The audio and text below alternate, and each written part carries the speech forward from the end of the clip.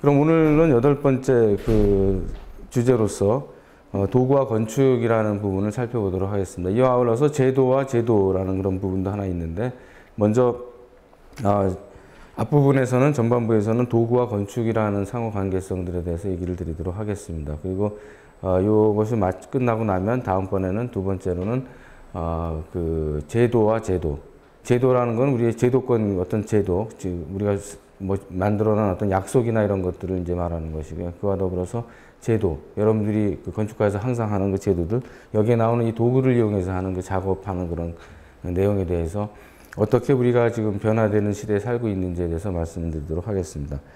이 주제는 어떻게 보면은 그 과학과 기술이라고 하는 것과 약간의 좀 괴리감이 있을 수도 있겠지만, 한편으로는 이 도구와 건축이라는 것은 대단히 중요한 그런 부분 중에 하나입니다. 건축 행위에 있어서, 집을 짓는 데 있어서 우리가 강조할 수 있는 것은 재료라는 부분, 그다음에 그것을 가공하고 집을 짓는 데 사용하는 도구에 대한 문제들, 그리고 그것을 가지고 있는 그 습득을, 그 기술을 습득하고 있는 사람, 장인이라고 할 수 있겠죠. 이 세 가지가 아마 건축을 하는 데 있어서 대단히 중요한 요소 중에 하나라고 생각을 합니다.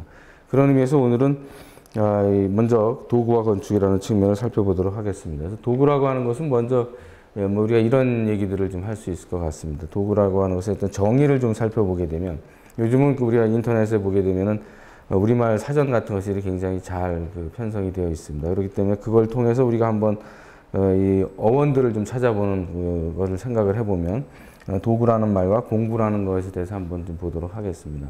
그래서 그 전에 제가 이제 중고등학교 다닐 때 국어 선생님이 이런 말씀을 하신 적이 있습니다. 국어 사전을 한 번 더 찾아보는 사람과 찾아보지 않는 사람의 차이는 사전 두께만큼이나 크게 날 수 있다. 뭐 이런 얘기를 하신 적이 있는데, 우리는 주변에서 이제 사전 찾는 거를 좀 볼 수가 없죠. 물론 지금은 인터넷에 모든 사전들이 들어가 있기 때문에 즉각 그 자료를 가지고 이제 우리가 찾아볼 수 있는 그런 어떤 편리한 시대에 살고 있긴 합니다.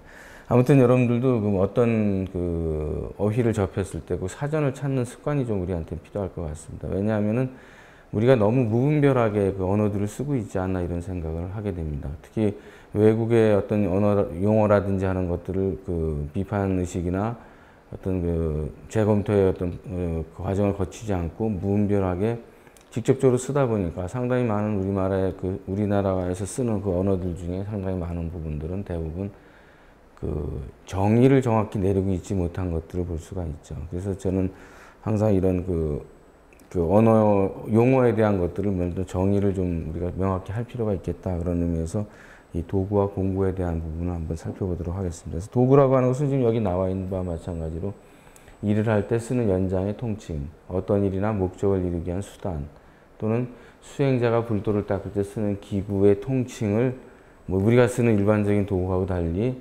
돌을 닦는 데 쓰는 장치들, 이런 뜻에서 기구의 통칭에서 도구라는 말도 역시 그런 면에 같이 사용되고 있는 것을 볼 수가 있습니다. 이 도구의 어떤 파생어들을 보면 공구라든지, 그 다음에 좀 전에 얘기했던 그 세간이라든지 집기라든지 살림살이라든지 기물이라든지, 또는 기계라든지 뭐 이런 등등의 어떤 용어들이 유사어로서 이렇게 연결되어 있는 언어들이 비슷한 말로 이렇게 제시가 되어 있습니다. 그래서 우리가 제일 많이 쓰는 말이 이제 도구와 이제 공구라고 하는 말이라고 할 수 있는데, 도구라고 하는 것은 어떤 작업을 할 때 또는 목적을 이루기 위한 하나의 어떤 수단으로서 사용되는 기구들, 이것들의 통칭을 우리가 이제 도구라고 얘기를 합니다. 그래서 도구와 가장 가까운 그런 용어 중에 하나가 이제 공구라고 하는 말이 있는데, 공구에 대해서도 한번 살펴보게 되면 공구는 이런 연장이라든지 기구라든지 도구라는 말과 유사성을 가지고 있다라고 되어 있습니다. 그래서 공구에 대한 정의를 살펴보게 되면, 인간이 어떤 물건을 가공하고 생산하거나 고치는 데 사용하는 기구라고 이렇게 정의되어 있습니다. 또는 목적을 이루는 데 사용되는 사물을 비유할 때 공구라는 말을 쓰죠. 그래서 중국 같은 데서는 이 공구라고 하면 사전을 뜻하는 그런 의미도 가지고 있습니다. 공구서라고 하는 책소자를 붙이게 되면 그것은 사전을 뜻합니다. 사전이라는 것은 우리가 어떤 학습을 하는데 가장 기본이 되는 필요한 그런 어떤 기기다라고 생각하기 때문에 공구서라고 하면 중국에서는 이 사전을 뜻하는 말로 사용되고 있습니다. 아무튼 이렇게 공구가 됐든 도구가 됐든 이런 기기들은, 물건들은 우리가 어떤 목적이나 수단, 목적을 이루기 위해서 사용하는 또는 작업을 하는, 그것을 위해서 작업을 할 때 쓰는 기기들, 기물들, 뭐 이것을 통칭하는 말로서 이렇게 사용되고 있는 걸 알 수가 있습니다.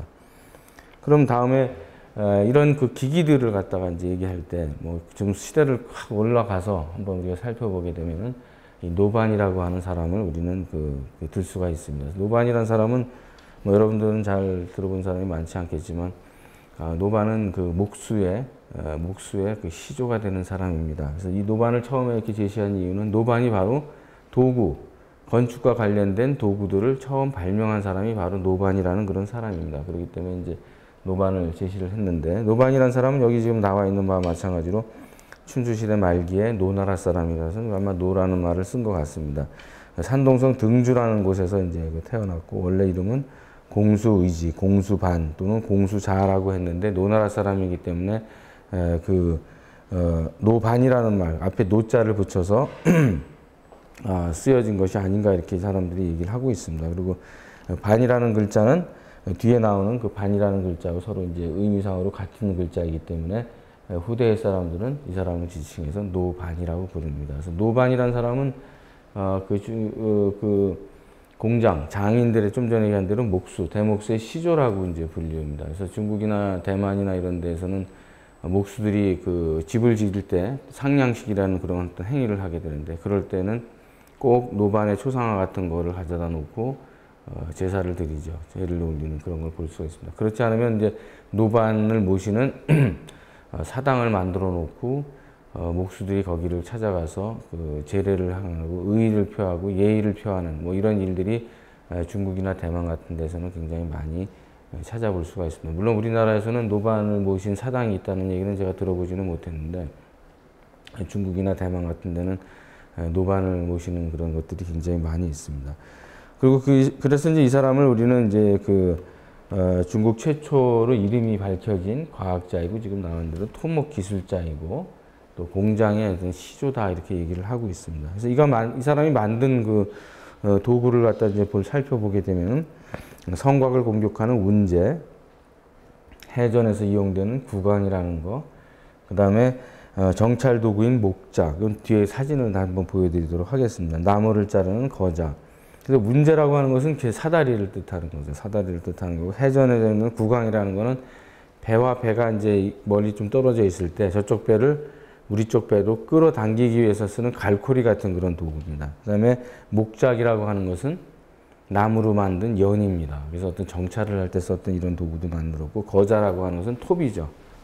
거라고 하는 건 톱이라는 뜻인데, 그래서 이런 것들을 이제 발명하기도 했었고, 또 더 나아가서는 지지난 시간에 우리가 천문학과 건축이라는 걸 봤을 때,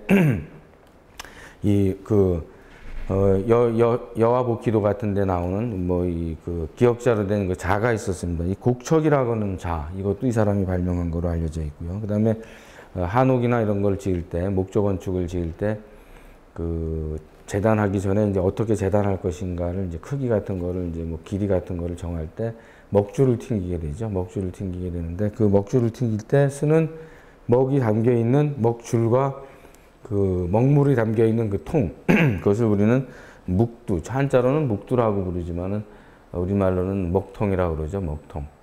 그래가지고 이제 목수들이 필수품 중에 하나가 이제 먹통이라는 거하고 곡척이라고 하는 두 가지를 이제 얘기를 하고 있습니다. 그 다음에 비를 막는 산, 우산이죠. 우산 같은 것 등을 이 사람의 대표적인 발명품으로 들고 있습니다. 그래서 지금 열거된 이런 것들은 전부 건축을 하고 우리 생활에서 이제 필요한 것들을 이제 제공하기도 하고, 또 하나는 지난번 전쟁과 건축이라는 것을 했을 때 얘기했듯이 전쟁을 이제 공격하는 사람과 이제 지키는 사람이 있을 때 이제 공격하는 사람이 썼던 무기 류의 같은 것들도 이 사람이 이제 발명을 한 것으로 되어 있습니다. 그래서 오늘날에도 우리나라는 그렇지 않지만 대만이나 중국, 홍콩 뭐 이런 데 같은 데에서는 음력 6월 13일 노반의 생일이죠. 노반 생일날 목수들이 이제 경축하는 어떤 행사들을 거행하게 됩니다. 그리고 이제 은남성 같은 데에 있는 통해현의 흑몽향 같은 데 몽고족들은 매년 음력 4월 2일 날 노반절이라고 하는 이런 행사를 거행하기도 합니다. 그래서 6월 13일 얼마 전에 지났지만 음력 6월 13일은 아니지만 그 6월 13일은 노반의 그 탄생일로서 굉장히 중요하게 그 제를 행하는 것들을 볼 수 있고, 저도 노반 사당을 하나 이제 본 게 있는데 그 북경에서 조금 떨어져 있는 그 도시가 하나 있는데, 그 대표적인 그 불궁산 목탑이라고 하는 그런 아주 유명한 응현이라고 하는 현이 있습니다. 응현이라고 아주 조그마한 그 현인데 거기 굉장히 유명한 건축물들이 많이 있는데, 그 응현 쪽에 가가지고 한번 이 그 노반 사당을 한번 본 적이 있고, 노반 사당에 노반상을 이렇게 모셔놓은 그런 것들을 한번 본 적이 있습니다. 그래서 중국에서는 1987년부터 이 건축계의 우수한 작품, 뛰어난 작품을 갖다 이제 수상한 사람, 만든 사람들한테 노반장이라고 하는 이런 상을 수여합니다. 그만큼 노반을 중요시 여기고 있는 거죠.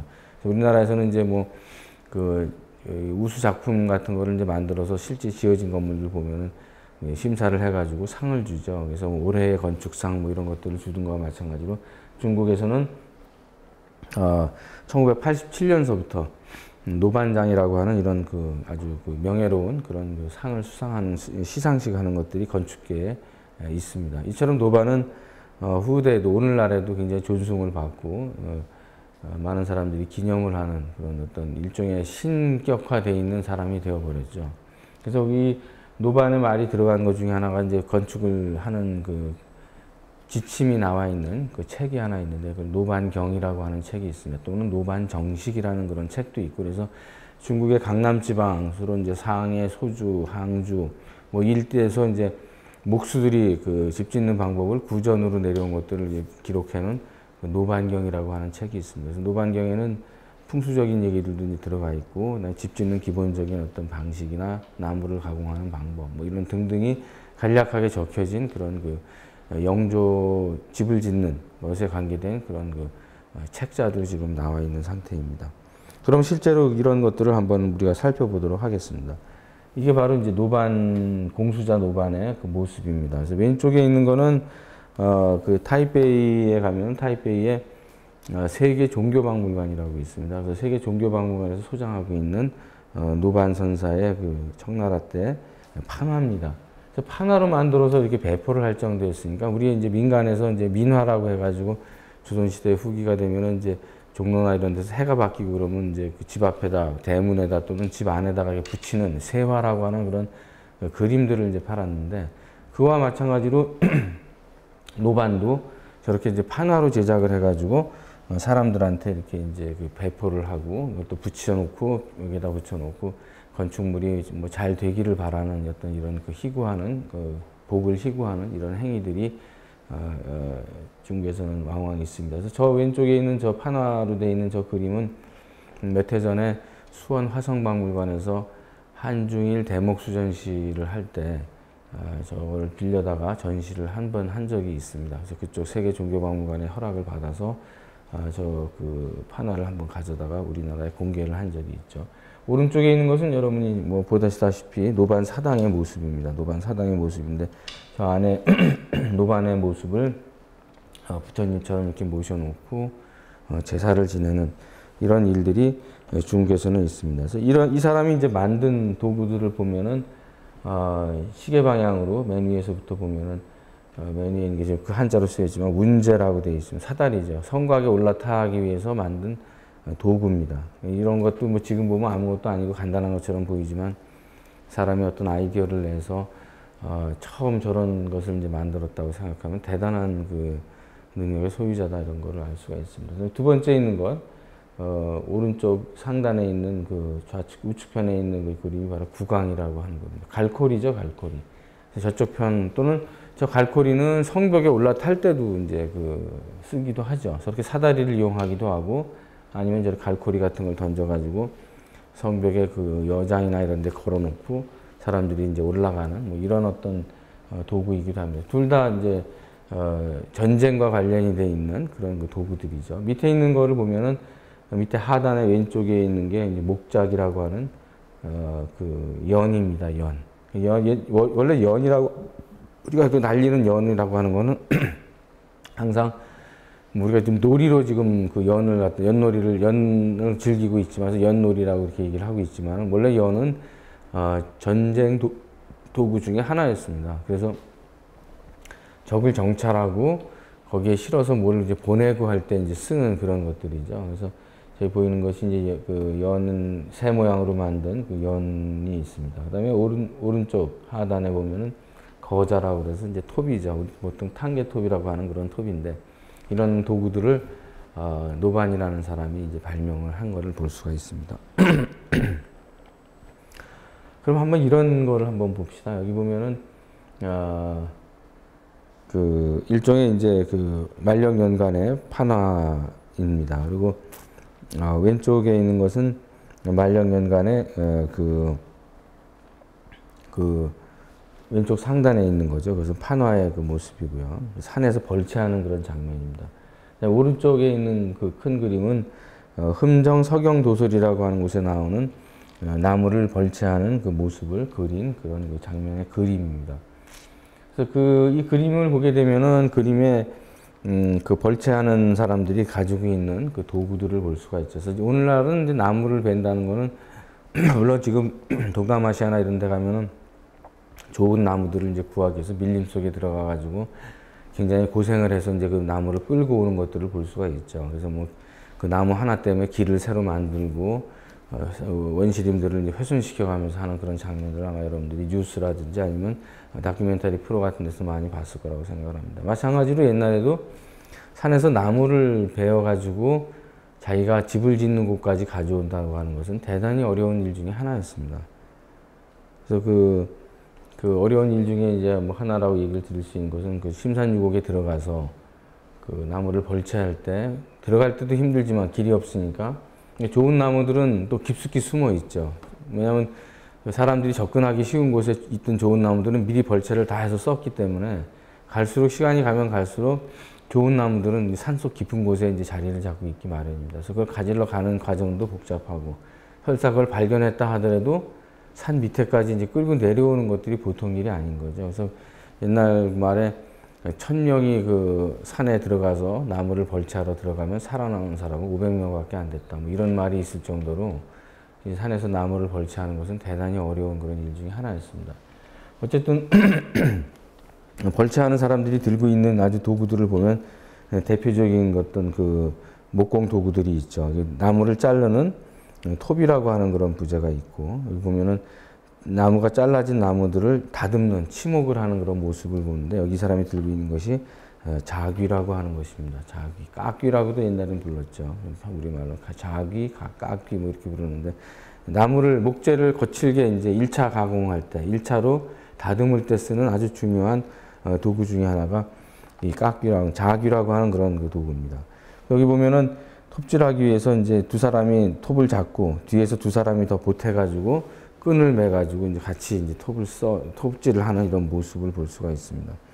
그리고 여기 보면은 이제 그 잘라진 나무를 1차 가공을 한 다음에 들고 가는 모습들이 보이죠. 목도라고 하는 겁니다. 그 나무를 들고 다른 곳으로 이동하는 그런 것을 목도라고 그러죠. 저런 장면들이 이제 묘사가 되어 있고 말령연간의 이 판화에도 보면은 역시 이 자귀라고 하는 도구를 가지고 큰 나무를 이렇게 이제 다듬는 그런 모습을 볼 수 있어요. 이 자귀질은 굉장히 경쾌한 그런 소리를 내죠. 그래서 항상 자귀질은 두 사람이 마주보고 서가지고 그 자귀질을 하는 것들이 이제 일반적인 거죠. 박자를 맞춰가면서 노동요를 불러가면서 아주 흥겹게 이제 작업을 하는 그런 장면을 볼 수 있는 게 바로 자귀인데 오늘날은 이 자귀질하는 거를 볼 수가 없죠. 왜냐하면 다 기계로 이제 가공을 하고 자귀질을 좀 많이 하는 것 중에 하나가 이제 석가래 같은 걸 다듬을 때 많이 쓰는데 지금은 석가래 같은 거는 기본적으로 이제 공장에서 가공되는 것도 있고 그다음에 규격화된 것들도 있고 대부분은 전기 대패를 가지고 이제 가공을 하기 때문에 지금은 저 자귀질하는 경쾌한 소리를 우리가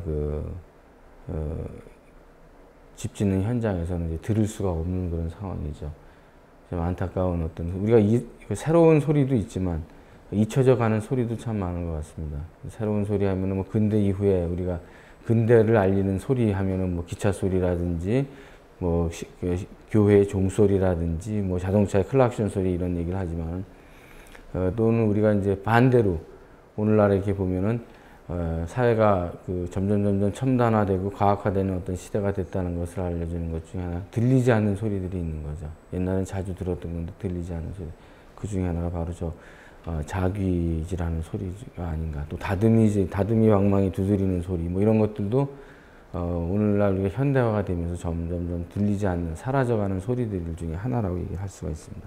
그래서 이 판화는 대단히 중요한 여러 가지 내용들을 보여주고 있습니다. 특히 흠정 서경 도설에는 굉장히 많은 이런 그림들이 수록되어 있습니다. 말 그대로 책에 있는 내용들, 글로 쓰여진 내용들을 그림으로 다 표현이 되어 있는 그런 겁니다. 여기에는 이제 흠정 서경 도설에는 우리가 잘 알고 있는 그 도시를 땅을 선정하는 방법, 그다음에 해그림자를 측정하는 방법, 그다음에 또 목재 같은 거를 쌓는 거라든지 여러 가지 이야기들을 그림으로 그려놓은 아주 대단히 중요한 책 중에 하나입니다. 그래서 중국 건축사를 공부할 때는 흠정서경 도설의 도상들이 대단히 유용하게 쓰이고 있죠. 또 하나 이제 청래 건육년간에 이런 그림이 있습니다. 무영전 취진판 정식이라고 하는 그런 것에 성조 목자도라고 하는 이런 그림이 있습니다. 여기에는 이제 앞에서 봤던 거와 마찬가지로 앞에서는 이제 나무를 베는 벌채 현장이고, 이거는 집을 짓는 그 현장에서 그 장인들이 다루고 있는 도구들을 볼 수가 있습니다.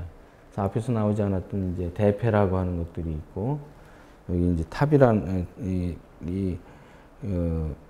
톱 같은 것도 이제 보이고, 톱질하는 그런 모습을 엿볼 수가 있습니다. 대패질하는 모습이라든지, 그다음에 이제 도구를 이렇게 이제 세워놓은 거. 여기 있는 거 같은 경우는 아마도 먹줄 긁을 때 쓰는 나무 토막이 아닌가 이렇게 생각으로 추정됩니다. 그래서 이제 선 긁을 때 보통 먹줄을 튕기기도 하지만 또 곡척 같은 거를 가지고 선을 긋기도 하죠. 그럴 때 이제 요즘 연필 같은 거 쓰지만 옛날에는 다 나무를 깎아가지고 또는 대나무 같은 거를 날카롭게 한 다음에 거기에 먹물을 찍어서 이렇게 선을 긋는 이런 장면들을 볼 수가 있는데, 여기 있는 것은 어쨌든 집 짓는 어떤 현장에서 보여지는 도구들이 있습니다. 여기 보면 아주 흥미로운 도구가 하나 보여지는데, 이런 거 같은 거는 우리가 뭐로 추정할 수 있냐면은 숫돌이죠. 숫돌과 물통 같이 보입니다. 그래서 대패라든지 톱이라든지 이런 것들을 이제 더 날카롭게 하기 위해서 이제 가는 모습들. 뒤에 이제 다시 설명이 되겠지만은 이러한 도구들을 모아놓은 아주 대단히 유명한 박물관들도 있고, 또 그걸 수집하는 그런 수집가들도 있죠. 또 소장되어 있는 이런 여러 기관들도 또 있고 그렇습니다. 그럼 뒤에서 설명을 다시 하도록 하겠습니다. 이거는 이제 서울에서 우리가 쉽게 가서 볼 수 있는 것 중에 하나가, 북촌에 가면 청원산방이라고 하는 소목장군이 운영하는 집이 있습니다. 그리고 거기에 또 이제 연습 학생들을 가리키는, 이제 공부하는 그런 소목작을 이제 배우는 그런 학생들을 가리키는 공방도 있는데, 이 청원산방에 진열되어 있는 소목장의 도구입니다. 여기 한 200종 정도가 이제 걸려 있는데 적은 양은 아니죠. 그래서 소목장들의 도구를 보면은 소목, 소위 말하는 건축물, 목조 건축은 골조를 짓는, 소위 말하는 큼직큼직한 어떤 집을 지탱하는 기둥이라든지 보라든지 돌이라든지 석가래라든지 이런 것을 이제 설치하는 대목장이라는 사람이 있고요. 그 다음에 이제 창호라든지 문틀이라든지 이런 것들, 또 실내에 마루판을 깐다든지 이런 여러 가지 일들, 소위 말하는 인테리어 부분에 해당되는 작업을 하는, 또는 가구를 만든다든지 하는 이런 분들이 있는데, 그분들을 우리가 소목장이라고 부릅니다. 소목장. 그래서 일반적으로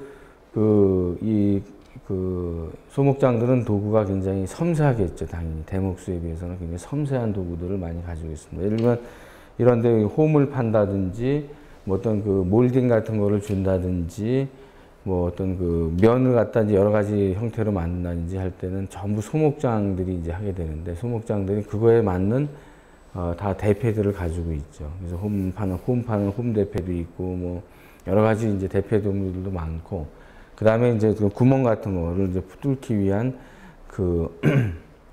끌이라든지, 망치도 굉장히 종류에 따라 다양한 망치들을 또 가지고 있는 게 일반적으로 소목장들의 이제 도구들을 볼 수 있다. 물론 대목장도 이제 양으로 비하면은 뭐 똑같이 동등 비교는 할 수 없지만 대목장도 뭐 이에 못지않은 상당히 많은 도구들을 가지고 있습니다. 기회가 되면 한번 북촌에 청원산방에 한번 가보시면 거기에 이 소목장의 도구들을 볼 수 있습니다. 이 소목장 도구는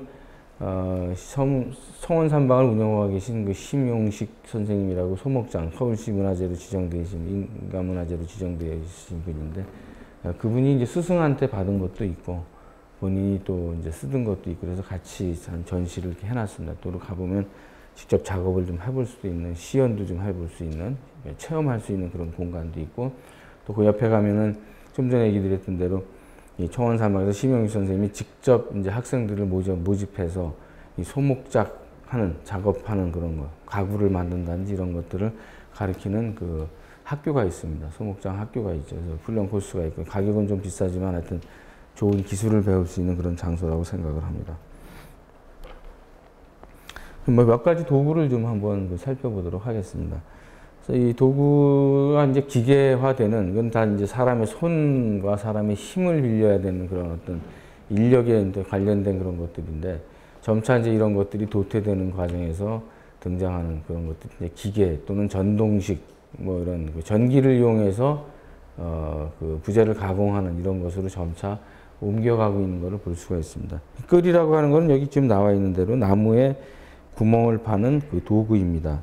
그래서 망치로 뒤통수를 이렇게 쳐가지고 또 손으로 이렇게 밀면서 이제 치는 거죠. 그래가지고 이제 부재를 가공하는. 그래서 대개 보면은 이 뒤통수에 보면 머리 부분에 보면은 끌의 머리 보면 이렇게 쇠로 다 이렇게 감아놓은 거를 볼 수 있습니다. 왜냐하면 뒤통수를 나무 손잡이가 있는 그 윗부분을 갖다 망치로 이렇게 두드리기 때문에 이 부분이 이제 금방 파손이 될 우려가 있죠. 갈라질 우려가 있기 때문에 여기는 일반적으로는 쇠고리 같은 거를 해가지고 나무가 갈라지지 않도록 그렇게 하기도 하고, 어떤 때는 이 치는 망치가 쇠로 된 것이 아니라 나무 망치를 치는 경우도 많죠. 되게 나무 망치를 쳐서 이 머리 부분이 이제 파손되지 않게 하는 그런 방법들을 쓰고 있습니다. 그래서 보면은 구멍을 파는 어떤 양상에 따라서 뭐 여러 가지가 있죠.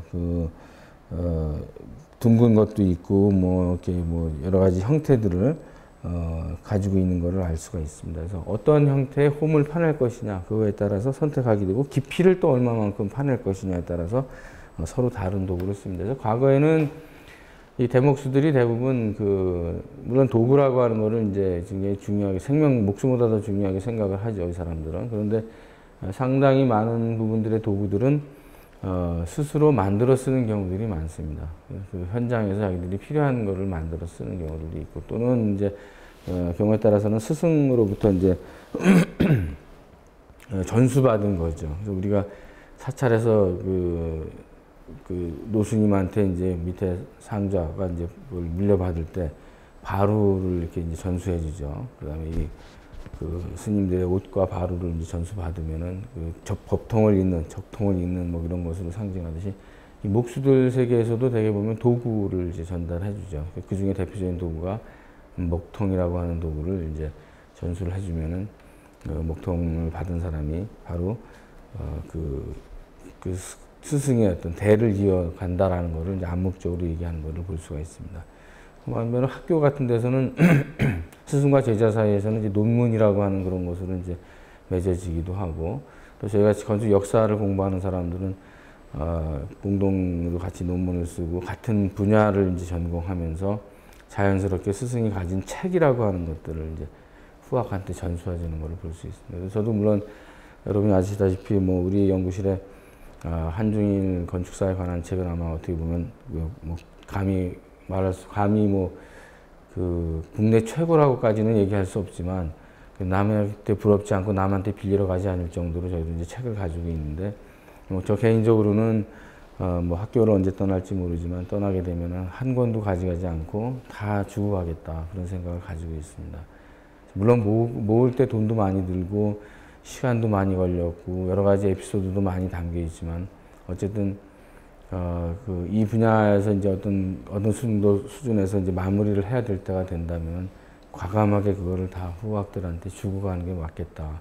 그거를 끌고 나가봐야 다 짐이 되는 거죠. 그리고 얼마만큼 자기가 또 버텨봐야 그 뭐 얼마나 갈지도 모르고 차라리 관리만 잘 된다는 거 보장만 있다면 학교에 다 주고 가는 게 옳지 않겠는가. 그래서 저희 건축가에서도 항상 제가 안타깝게 생각하는 것 중에 하나가 도서관이 없어진 거가 참 안타까운 일이죠. 저희 한양대 건축가의 그 훌륭한 장소와 방대한 양의 그 자료를 가지고 있던 도서관이 지금은 존재하지 않는다는 게 참 안타까운 일입니다. 그래서 다시 이제 그 도서관을 만들려고 부단히 노력을 하고 있는데 아직은 공간이 없기 때문에 자료는 좀 어느 정도 수집이 된 거라고 좀 자부할 수 있지만 자료를 보관할 장소가 아직 이제 준비가 안 돼서 뭐 조만간 준비가 되겠죠.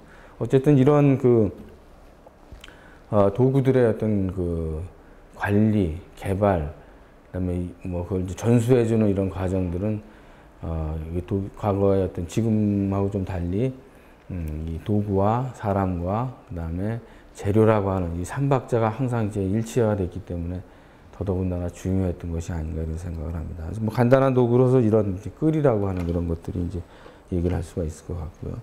그 다음에 이제 오른쪽에 있는 그림 아마 여러분들이 잘 아는 김홍도의 이제 풍속화 중에 하나에 나오는 집 짓는 장면을 그린 그림입니다. 여기 보면은 뭐 몇 가지 도구들이 있는데 뭐 일단 이쪽 그림에 있는 것부터 먼저 설명을 하도록 하겠습니다. 아마도 이 사람이 이제 그 대목수 정도로 추정이 되는데 장척을 들고 있기 때문에 그렇죠. 장척이라고 하는 것은 그 기둥과 기둥의 간격 같은 거를 정할 때 뭐 쓰는 굉장히 중요한 그 자 중에 하나죠. 곡척에 못지않게 아주 중요한 자 중에 하나입니다. 장척을 들고 있는 것이 이 사람은 이제 이건 장척이라고 하는 그런 거고요. 그 다음에 이제 여기 기와장이들이 기와를 이렇게 까는 모습들을 볼 수 있습니다. 기와장이들이 갖고 있는 칼을 와공들이 쓰는 칼을 이제 그 와구라고 그러죠. 와구. 기와를 다루는 도구라는 말에서 와구라고 하는데 보통 이제 와구를 가지고 뭐 우리는 이제 기와가 이제 암기와 숙기와 두 개밖에 안 나오니까 그걸 이제 부분적으로 이제 어떤 만나는 부분에서는 그 칼을 가지고 와구를 가지고 이렇게 쳐가지고 이제 쓰기도 하고 그럽니다. 그 다음에 여기 이제 지금 세워놨지만 곡척이 이제 보이고요. 그 다음에 이 탄개톱이 보이고, 그 다음에 여기 좀 대패질하는 모습이 여기 보입니다. 그리고 여기 보면 이제 자귀가 또 하나 이렇게 이제 보이죠. 자귀가 있고, 그 다음에 이제 여기 이 사람들이 그 홍두깨 흙을 갖다 이제 담아가지고 위로 올리는 모습이 있습니다. 그리고 여기 보면은 이 사람이 한쪽 눈을 질끈 감고 추를 하나 이렇게 내려서 그 바라보고 있는 그런 모습이 있죠. 그래서 이 사람이 내린 추하고 이거하고 뭐 별 차이가 없는데 이거를 우리는 다림추라고 그럽니다. 다림추. 다림추는 뭘 할 때 쓰는 것이냐. 이 사람이 하는 거와 마찬가지로 이 기둥이 수직으로 서 있느냐 안 서 있느냐를 이제 보는 겁니다. 근데 실제로는 이렇게 보이진 않죠. 실제로는 이렇게 보이지 않고 이 지붕이 올라가기 전에 여기다 기둥 위에 사궤를 틀고 거기다가 나무를 걸쳐 놓고 그 나무에서부터 이 다림추를 내리게 되죠. 또는 이게 이제 한 세트로 되어 있는 경우는 이렇게 이제 나무 막대기하고 이거랑 같이 한 세트가 돼가지고 이 나무 막대기를 그 사궤 튼 거 위에다가 이제 올려놓고 추를 들이면은 이 기둥이 이제 수직인지 아닌지를 이제 볼 수가 있죠. 왜냐면 그 기둥하고 이 추선하고 이제 간격을 보면은 이 기둥이 삐뚤어졌다, 제대로 서 있다라는 걸 알 수 있는 소위 말하는 수직으로 잘 되어 있는지 안 되어 있는지를 판별하는 그런 도구입니다. 하지만 수평계, 기준계 같은 거죠. 이렇게 올라요. 요즘 같은 경우는 이제 이제 우리 여기 잠실에 가면은 롯데 초고층 건물을 짓는 걸 볼 수가 있는데 그것도 이제 똑바로 올라가는지 안 올라가는지 관찰하기 위해서 주변에서 이제 계속 뭐 전자기기 같은 거로다 이제 여기 GPS 같은 거로 좀 찍어보죠. 그래서 이게 제대로 수직으로 잘 올라가고 있는지 뭐 이런 걸 살피는 걸 볼 수가 있는데 옛날에는 이제 그런 게 없으니까 이 다림추 늘리는 게 굉장히 중요한 일 중에 하나입니다. 그래야 집이 이제 온전하게 수직으로 잘 서 있거나 아니면 안솔림을 줘가지고 뭐 이렇게 좀 휘게 그 안으로 그 경사를 지게 한다든지 이런 거를 할 때 전부 조절하는 도구들이 바로 이 다림추라고 하는 그런 도구입니다. 다림추는 굉장히 또 중요한 도구 중에 하나죠. 건물 지을 때 초기에 이제 써야 되는 그런 도구인데 이 장면에 이제 당시에 쓰던 도구들이 잘 묘사되어 있는 것을 우리는 볼 수가 있습니다. 그 다음에 이제 뭐 이런 것들이 있죠. 여기 지금 나와 있는 거는 대패입니다. 대패. 대패는 이제 홑대패와 겹대패로 이제 날이 하나냐 두 개냐 두 개로 나눠지죠. 평미리와 홈대패, 그다음에 쇠시리대패 등 해가지고 여러 종류가 있습니다. 그래서 아까 소목장의 청원산방의 소목장 방에 걸려 있는 도구를 보면 상당히 많은 부분이 대패죠. 대패들이 굉장히 많은 끌이라고 하는 것과 이제 대패가 많이 차지하고 있는데, 대패는 이렇게 여러 가지 형태들을 만들어낼 수 있는 것 중에 하나입니다. 평면에 홈을 판다든지 뭐 이렇게 문양을 새길 때도 뭐 이런 대패들을 많이 쓰니까요. 그래서 대패는 굉장히 여러 종류들이 있습니다. 그리고 다듬는 정도에 따라서 이제 막대패, 중간대패, 고운 치장대패로 이렇게 나눠집니다. 그래서 치장대패는 제일 마지막에 매끈한 면, 사람과 접촉되는 면들을 이제 사람이 직접 목재와 이렇게 만나는 부분, 그런 부분들은 당연히 고운 치장대패로 이렇게 마감을 해야 되겠죠. 그래서 가구 같은 거라든지 이런 거는 뭐 아주 곱게 이제 다듬어서 하죠. 뭐 일반적으로 지붕 위에 들어가가지고 잘 안 보이는 부재 같은 거는 막대패로 대충 한 번만 이제 껍질 같은 거 정도 자기질해서 껍질 벗기고 막대패로 한 번 이제 한 다음에 사용하는 그런 경우도 있습니다. 그래서 중간대패, 고운 치장대패로 이렇게 크게 종류에 따라서 나눠지게 되는 걸 볼 수가 있고, 오른쪽, 왼쪽에 이제 대패들의 여러 가지 유형들이 나와 있습니다. 그래서 뭐, 보면은 이제 평미리 대패가 이제 오른쪽에 있고요. 쌍사면 대패, 그 다음에 배대패, 옆후지 대패, 뭐, 긴 대패, 굴림 대패, 배둥근 대패, 배꼽 대패, 뭐, 혼리기, 훗기라고도 하죠, 훗기. 그래서 이렇게 긁어내는 껍질 같은 거 벗길 때 많이 쓰는 겁니다. 껍질 같은 거 벗길 때. 그래서 그런 특수한 그런 이제 대패들도 있고요. 또 대패의 일종이죠. 어떻게 보면. 대패라는 건 면을 깎아내는 그런 거죠. 면을 깎아내는 거. 끌이라는 거는 구멍을 파내고 어떤 그것을 이제 연결시키는 어떤 부위들을 만들어내는 것이고요. 톱이라는 것은 재단을 하는 도구죠. 잘라내는 도구들. 뭐 이렇게 해서 이제 기능적으로 크게 보면은 자르는 거, 그다음에 다듬는 거, 그다음에 또 뭐가 있습니까? 연결시키는 거, 이렇게 세 가지로 이제 크게 구분할 수 있을 것 같아요. 도구를 본다면. 물론 거기에 이제 나중에 단청을 칠한다든지 뭐 이런 걸 하게 되면은 더 복잡한 그런 것들이 이제 사용될 수가 있죠. 예를 들면 뭐, 단청하는 사람들이 이제 붓의 종류도 이제 굉장히 많을 수가 있고, 뭐 여러 가지가 있죠. 뭐 그런 건 여기서 다루지는 않겠습니다. 그 다음에 이제 아까 앞서 얘기했듯이 아주 중요한 그런 상징적인 도구 중에 하나가 바로 이 먹통이라고 하는 것입니다. 먹통. 먹통은 이제 묵두라고도 이제 아까 얘기를 했는데, 먹통하고 이제 항상 쌍으로 다니는 게 뭐냐면 이제 먹칼이라는 거죠. 먹칼. 그래서 아까 앞에 보면은 흠정서경도설이라든지 이런, 흠정서경도설이었나요? 이 앞쪽에 있었던,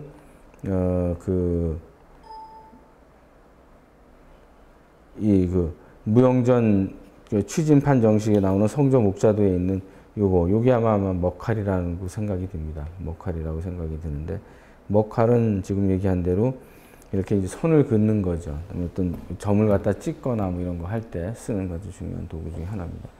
그래서 여기 먹통이 쌍줄과 외줄로 두 가지가 이제 보여져 있고, 오른쪽에 먹통의 도해도가 잘 나와 있습니다. 그래서 이쪽에 이제 먹이 있어가지고 이 끈이 먹줄이 이제 여기를 지나게 되면은 줄에 자연스럽게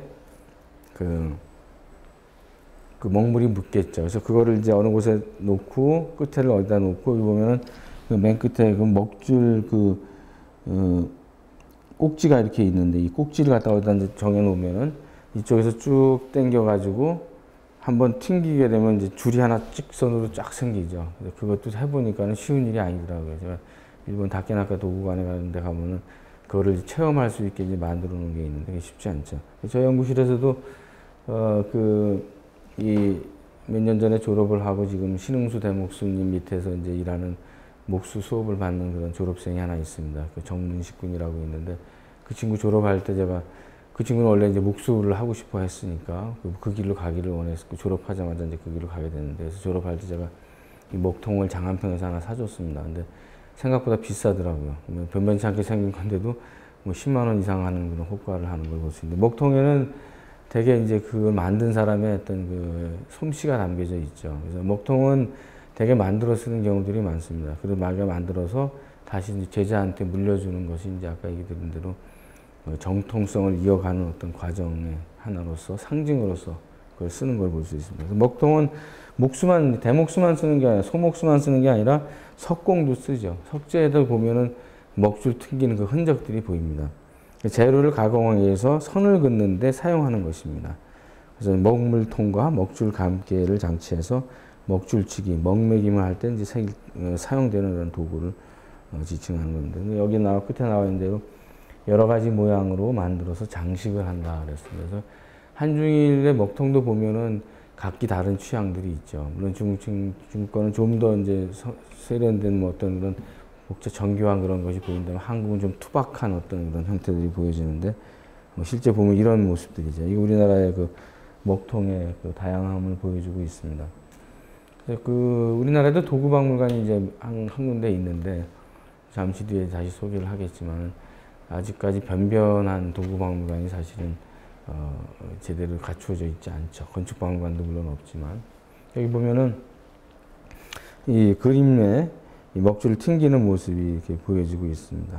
큰 판을 이제 쪼개기 위해서 재단하기 위해서 먹줄을 튕기는. 여기는 지금 먹통만 남아 있죠. 여기는 뭐 먹줄이나 이런 것들은 다 지금 사라진 상태인데 이렇게 또 여기다가 뭐 거북이 모양으로 만든 것도 있고 뭐 용, 호랑이 모양으로 만든 것도 있고 굉장히 다양한 아주 굉장히 그 민속적인 어떤 취향들, 일반 백성들의 어떤 그 취향들이 잘 반영되어 있는 먹통들이 우리나라에 있어서 수집하는 사람들이 아주 굉장히 선호하는 것 중에 하나가 이 도구 수집하는 사람들이 선호하는 게 바로 먹통입니다.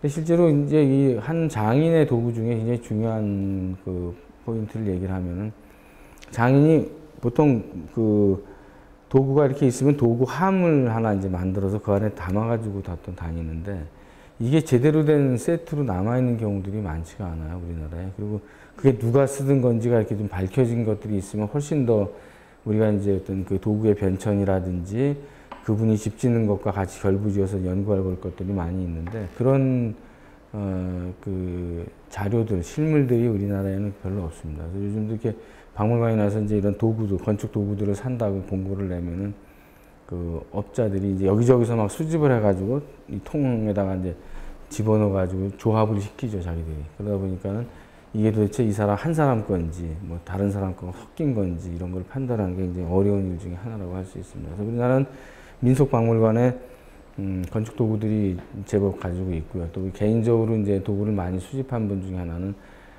모건대학교 정년 퇴임을 하신 아직 정년 퇴임하지 않으셨죠. 지금 현재 모건대학의 건축과에 재직 중인 이왕기 교수님이라는 분이 사재를 털어서 그 대전 쪽에 그 개태사 부근에다가 이제 개인 도구박물관을 만드셨습니다. 자기 주택도 거기 또 뭐 한옥으로 집도 하나 지으셔가지고 뭐 약간의 어떤 그 공연도 할 수 있고 그 도구도 전시되어 있는 그런 전시관을 하나 만드셨습니다. 그래서 저도 그 전에 그분이 그 도구관을 이제 만드신다고 그런 얘기를 듣고 또 도구관이 지어졌다고 해가지고 저도 개인적으로 갖고 있었던 대학교 2학년 때 쓰던 로트링을 갖다 그분을 이제 선물로 드린 적이 있습니다. 지금 뭐 로트링도 뭐 드문 그런 거니까요. 많이 찾을 수 없는 것들이니까.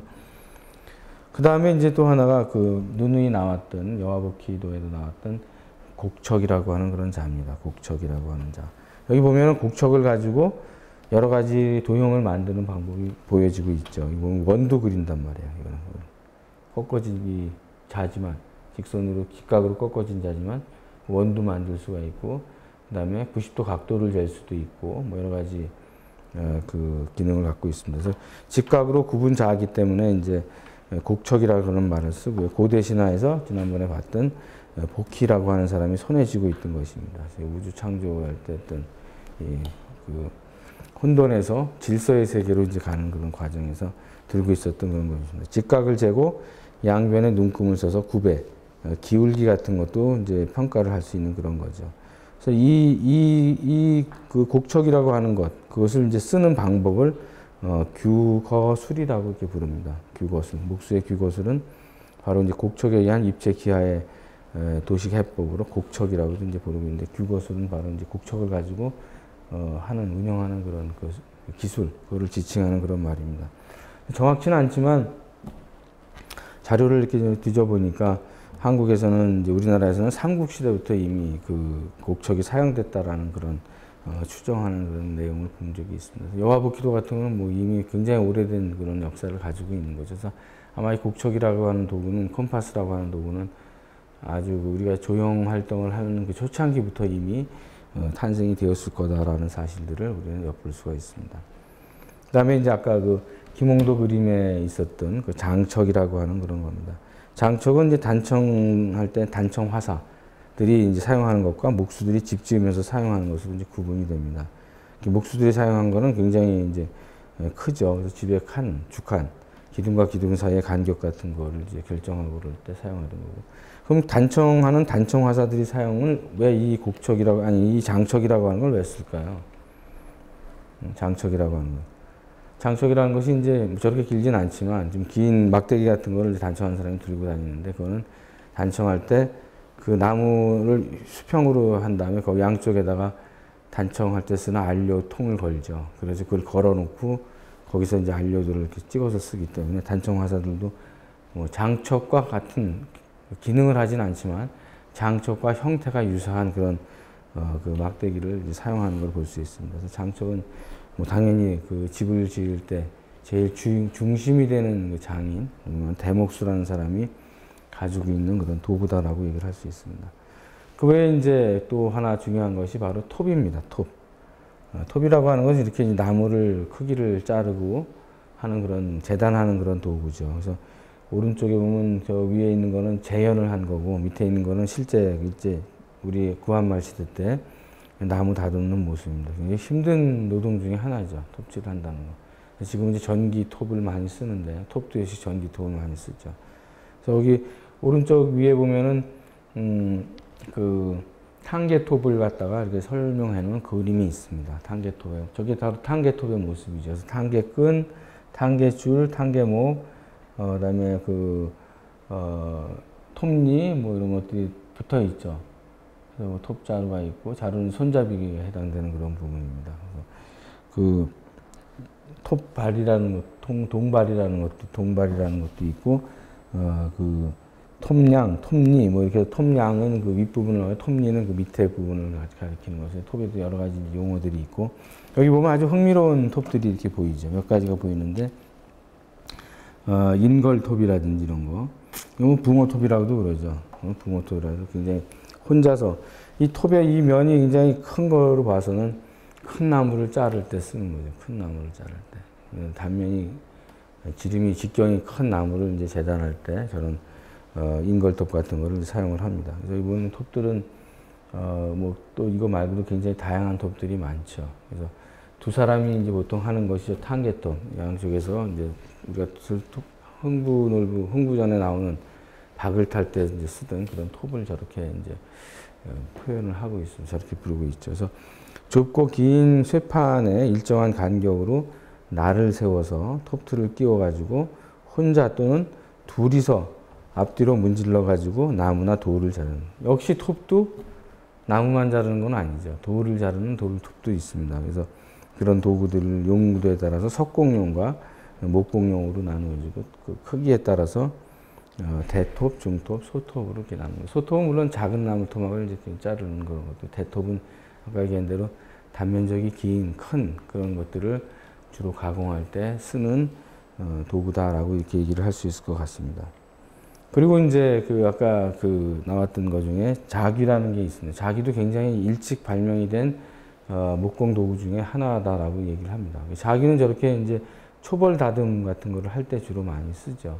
손으로 쓰는 자귀라 해서 손자귀라는 그런, 이게 이제 짧은 자귀를 손자귀라고 그러죠. 큰 자귀는 서서 이제 이렇게 작업을 하는 그런 것들이고요. 손자귀는 앉아서 조그맣게 이제 하는 건데, 자귀는 여기 나와 있는 대로 나무를 깎아서 다듬는 그런 도구입니다. 그래서 도끼나 톱으로 이제 잘라낸 원목을 갖다가 1차적으로 가공할 때, 치목을 할 때 사용하는 그런 것들입니다.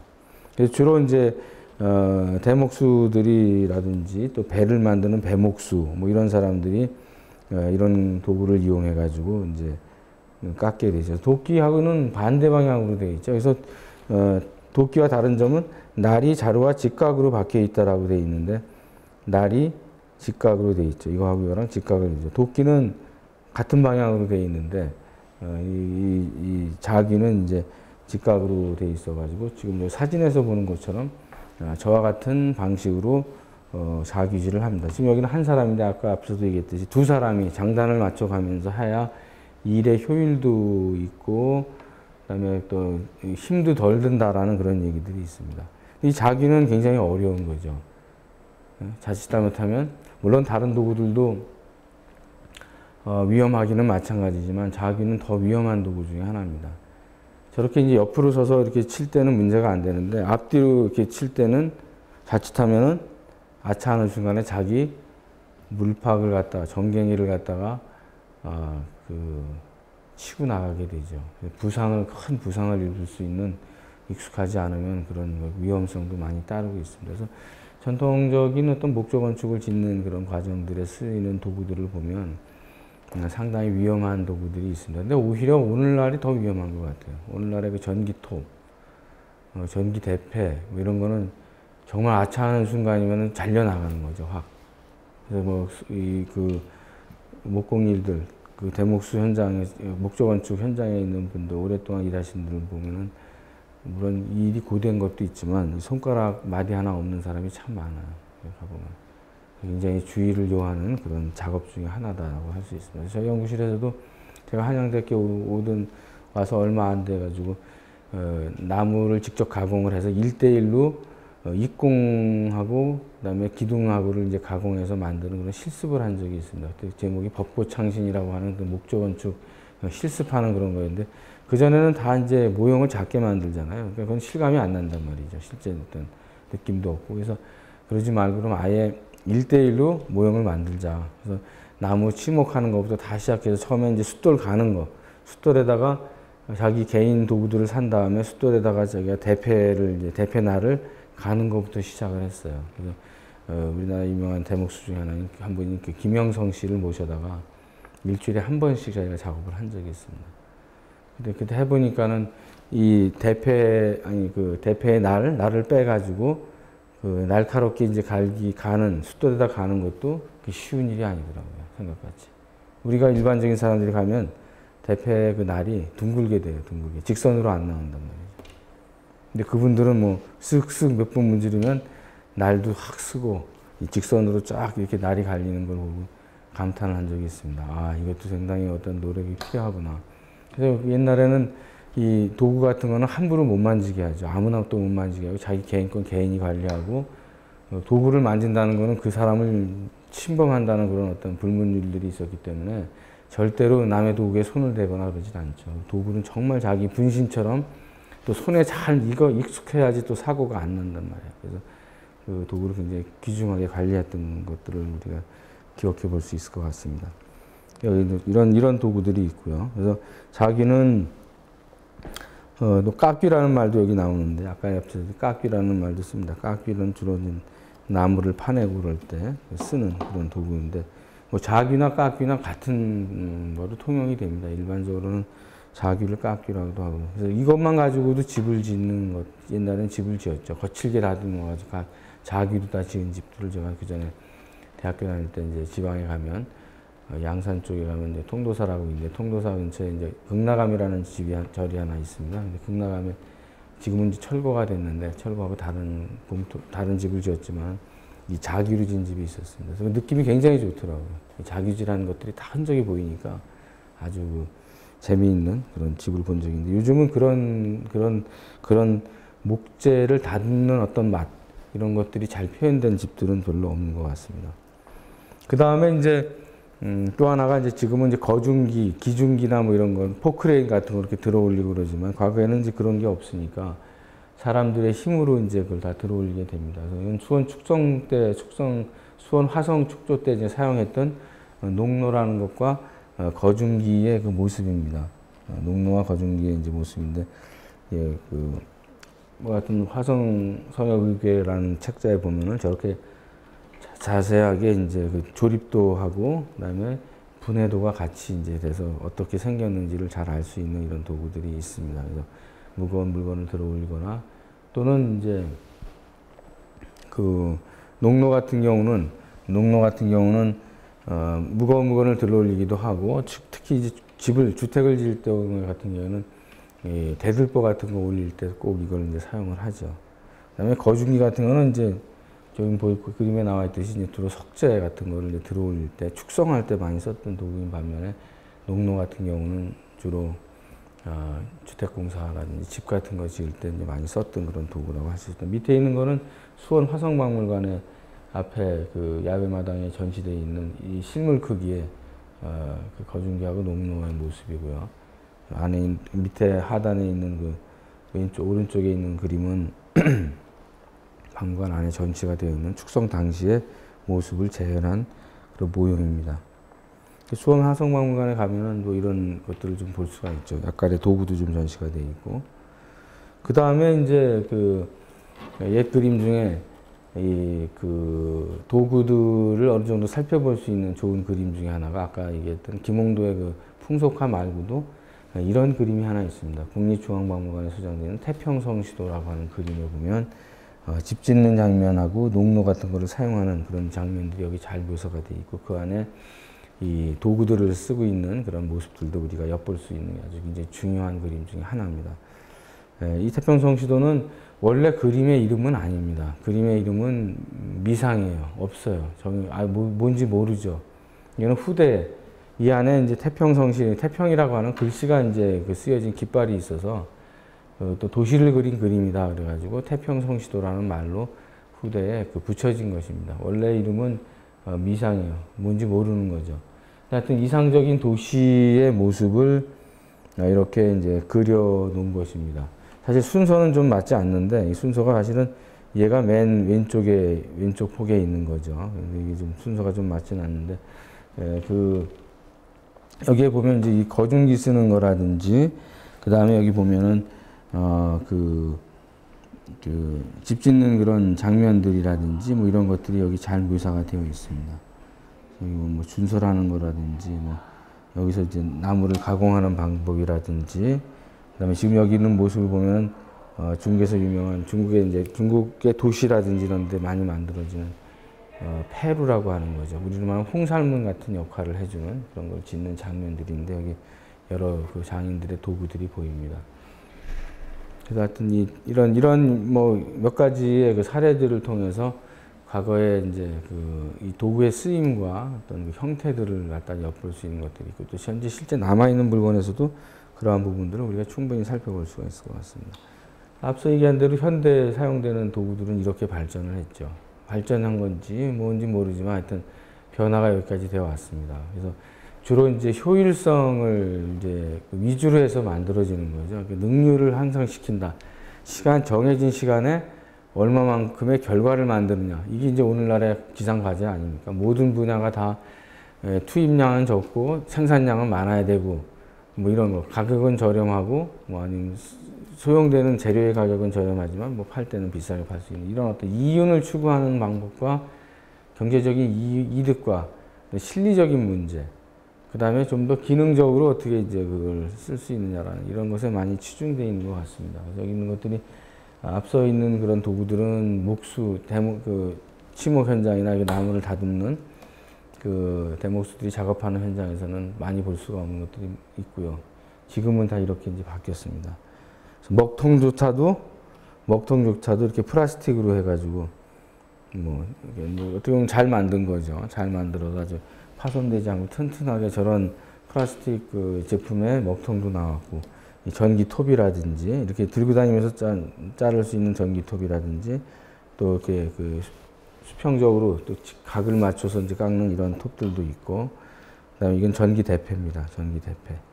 전기대패 같은 것도 있고, 이런 뭐 디바이더라든지 이런 끌 같은 거라든지 수평계 같은 것들도 다 이제 현대화적으로 쓰이고 있습니다. 그러나 여전히 바꿀 수 없는 것 중에 하나는 아니, 곡척 같은 거는 지금은 물론 재료가 그것도 바뀌었죠. 옛날에는 이제 지금은 이제 스테인레스 같은 거로 제작을 해가지고 사용하고 있는 거를 볼 수 있습니다. 면을 마모하는 거라든지 톱 같은 것도 이제 굉장히 다양하고. 근데 대개 보면 우리나라에는 지금 안타까운 것 중에 하나가 대부분 일제에 잠식되어 있다는 겁니다.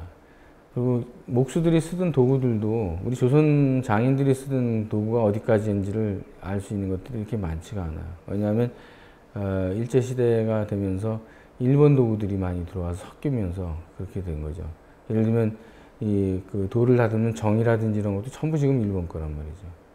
그래서 좀 약간의 쇼를 했다고 할 수 있는 것 중에 하나가 숭례문을 우리 순으로 우리 재료를 가지고 우리 기술에 의해서 우리 도구로 지어야 된다라는 어떤 모토를 내세웠지만 그건 현실을 모르고 그 모토를 정한 거죠. 현실적으로는 그렇게 할 수 있는 장인도 별로 없는 데다가 더 문제가 된 거는 지금 시중에서 그 전통 조선시대의 그 장인들의 도구를 발견하기가 쉽지 않다는 거죠. 특히 돌 다듬는 거나 이런 것들 같은 경우는 다 일제로 바뀌었기 때문에. 그럼 그걸 가지고 하는 거를 과연 우리가 그 전통의 계승이다 얘기할 수 있느냐. 계승이 안 되는 거예요, 사실은. 그런 거를 억지로 한다는 것 자체가 어떻게 보면 이 시대에서는 굉장히 큰 모순이라고 우리는 다시 얘기할 수 있을 것 같습니다. 그런 모순을 안고 있음에도 불구하고 그 대중적인 선전이나 어떤 정책을 갖다 이렇게 이제 홍보하는 그런 입장에 있는 사람들 같은 경우에는 호도를 하는 거죠. 그 결과적으로 만들어진 집은 이런 건데. 그런 어떤 반성이 우리한테 좀 필요한 것 같습니다. 그리고 전부 문화재 보수라든지 이런 것도 전부 그 기계 기준으로 만들어 놓고 나서 나중에 사람을 써서 하라면 그게 누가 하겠습니까? 그러니까 그 사람의 힘으로 다 할 수 있는 일들을 하게끔 해줘야 되는데 그런 것들은 다 기준이 이제 없어요. 그거 해가지고는 다 손해가 나는 거죠. 그러다 보니까는 결과적으로 그 돈의 수지타산을 맞추기 위해서는 전통 도구를 쓴다든지 사람의 손이 몇 번 더 가야 되는 것들을 줄이고 단번에 할 수 있게끔 한다든지 뭐 이렇게 간편한 방법으로 가는 거죠. 그래서 몇 해 전에 그 한국에 왔던 일본의 그 유명한 오가와 미츠오라고 하는 그 대목수 분이 일본의 굉장히 유명한 국목수죠. 그 법륜사 같은 거를 수리하던 그런 목수인데 그분이 그러던 한국 건축을 이렇게 몇 개 보더니 그러던 갈수록 퇴화가 됐다. 갈수록 좋아지는 것이 아니라 일본하고는 반대의 길을 갔다라고 이렇게 얘기를 하더라고요. 그건 무슨 얘기냐면 손 두 번 갈 거 한 번으로 줄이고 각을 줘야 될 걸 각을 안 주고 한 번에 치고 이렇게 간 거예요. 왜? 그 돈이 안 되고 힘이 들고 그러다 보니까 편리하고 싸고 빨리 만들 수 있는 거로 가다 보니까 결과적으로 우리 건축이 퇴보하는 길을 갖다 보여주고 있다. 그리고 지금도 이제 그 퇴보의 어떤 노정에 놓여져 있는 거죠. 그래서 우리가 빨리 다시 이제 그런 그 좋은 방향으로 갈 수 있는 것들을 뭐 주변 국가, 일본이나 중국에서 배울 필요도 있고 또 정책하는 사람들은 정책하는 입장에서도 그런 것을 고려해서 일을 추진시키는 이런 부분이 필요할 것 같습니다. 그래서 목공 가공에 사용되는 것들이 대개 이렇게 이제 바뀌고 이 소리가 이제 왱왱거리는 거죠. 전동기 모터 소리만 이제 현장에 가면은 왱왱거리고 나는 그런 현장을 볼 수 있습니다. 그 다음에 이제 그 설계 도구들이 이렇게 있죠. 집을 지을 때, 물론 이건 목수들이 쓰는 도구는 아니고 이제 건축가들이 쓰는 도구들인데, 뭐,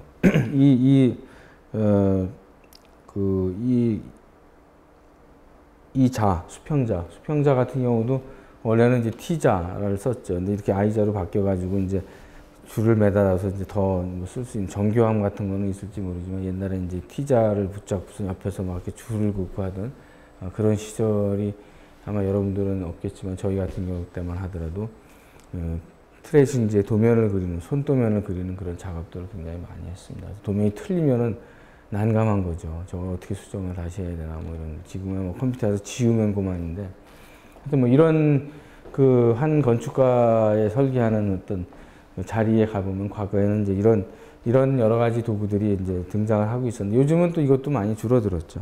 많이 줄어들어가지고 그렇게 되는 걸 볼 수 있습니다. 그럼 간단하게 우리나라의 도구박물관을 잠깐 좀 소개를 하도록 하겠습니다. 이런 것들을 이제 수집해서 전시하는데 울트라 건축박물관이라고 우리나라 유일하고 최초로 만들어진 이런 아주 박물관이 있었습니다. 그래서 이 울트라 박물관을 만드신 그 강석환 그 회장님은 한양대학교 건축과 나오셨어요.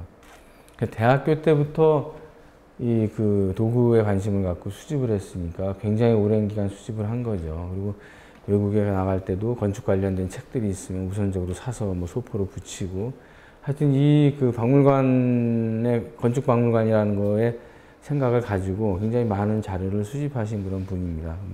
그분이 만든 회사가 이제 옛날에 유원건설이라고 하는 그런 회사고, 지금은 이제 울트라 건설이라는 것으로 바뀌었죠. 서소문 쪽에 가면은 그 덕수궁 옆에 그쪽에 본사 건물이 있었는데, 최근에 제가 접한 얘기를 들어보니까 울트라 건설이 작년 말에 부도가 났다고 그러더라고요. 제가 확실히 확인은 안 해봤지만 좀 안타까운 일인 것 같습니다. 다만 여기서 이제 만들었던 2001년도에 지금부터 14년 전에 그 국가도 하지 못한 저런 건축 전문 박물관을 만드셨어요. 만들어가지고 그 소장품들을 보면은 대단히 중요한 아주 좋은 도구들을 많이 가지고 있었습니다. 가지고 있습니다, 실제로. 다른 데서는 볼 수 없는 이런 것들이 이제 소장이 돼 있고, 다른 외국의 어떤 일본이나 중국 그런 데 것들도 다수 소장을 하고 있는 거를 제가 알고 있습니다. 근데 안타깝게도 이 박물관을 제가 이제 박물관이 두 군데 있었습니다. 하나는 본사 사옥의 1층 로비에도 있었고, 또 하나는 저쪽 목동에 가면 이제 그 박물관이 하나 있었는데, 물어물어 정말 어렵게 이제 목동에 있는 박물관을 찾아갔다가 너무 실망을 했어요. 뭐 잠시 뒤에 사진이 나오지만 이건 도저히 박물관이라고 얘기할 수 없을 정도의 그런 어떤 그 모습을 한 걸 보고 참 안타까웠습니다. 아마 강서강 회장님이 살아계셨으면은 제대로 번듯한 아마 그 건축 도구 박물관을 아마 만드셨을 것 같다라는 생각을 합니다. 여기 여기서 가지고 있는 이런 것들은 뭐 대략 여기 밑에 설명되어 있는 유물들인데, 가치가 좀 있는 어떤 주목할 만한 것들 중에는 17세기의 그 유물인 다림추 같은 거들도 가지고 계셨었고요. 그다음에 집 질 때 이제 쓰는 여러 가지 훗기, 여기 보면 다듬질할 때 쓰는 후딕이라고 그러는데 훗기라고도 그러죠. 뭐 이런 것들. 그다음에 거피칼 같은 것들. 그다음에 윤도는 나침판을 뜻하죠. 나침판. 윤도장이라고 우리나라에 또 유명한 이 나침판을 만드는 장인, 인증한 문화재도 계신데, 그런 나침판들도 이제 많이 소장돼서 전시를 해놨었습니다. 또 여기서 윤도판이 나와서 얘기를 하면 윤도판을 또 많이 가지고 계신 분이 계시죠. 그래서 지금 모건대학에서 정년퇴임을 하셨지만은 명예교수로 계신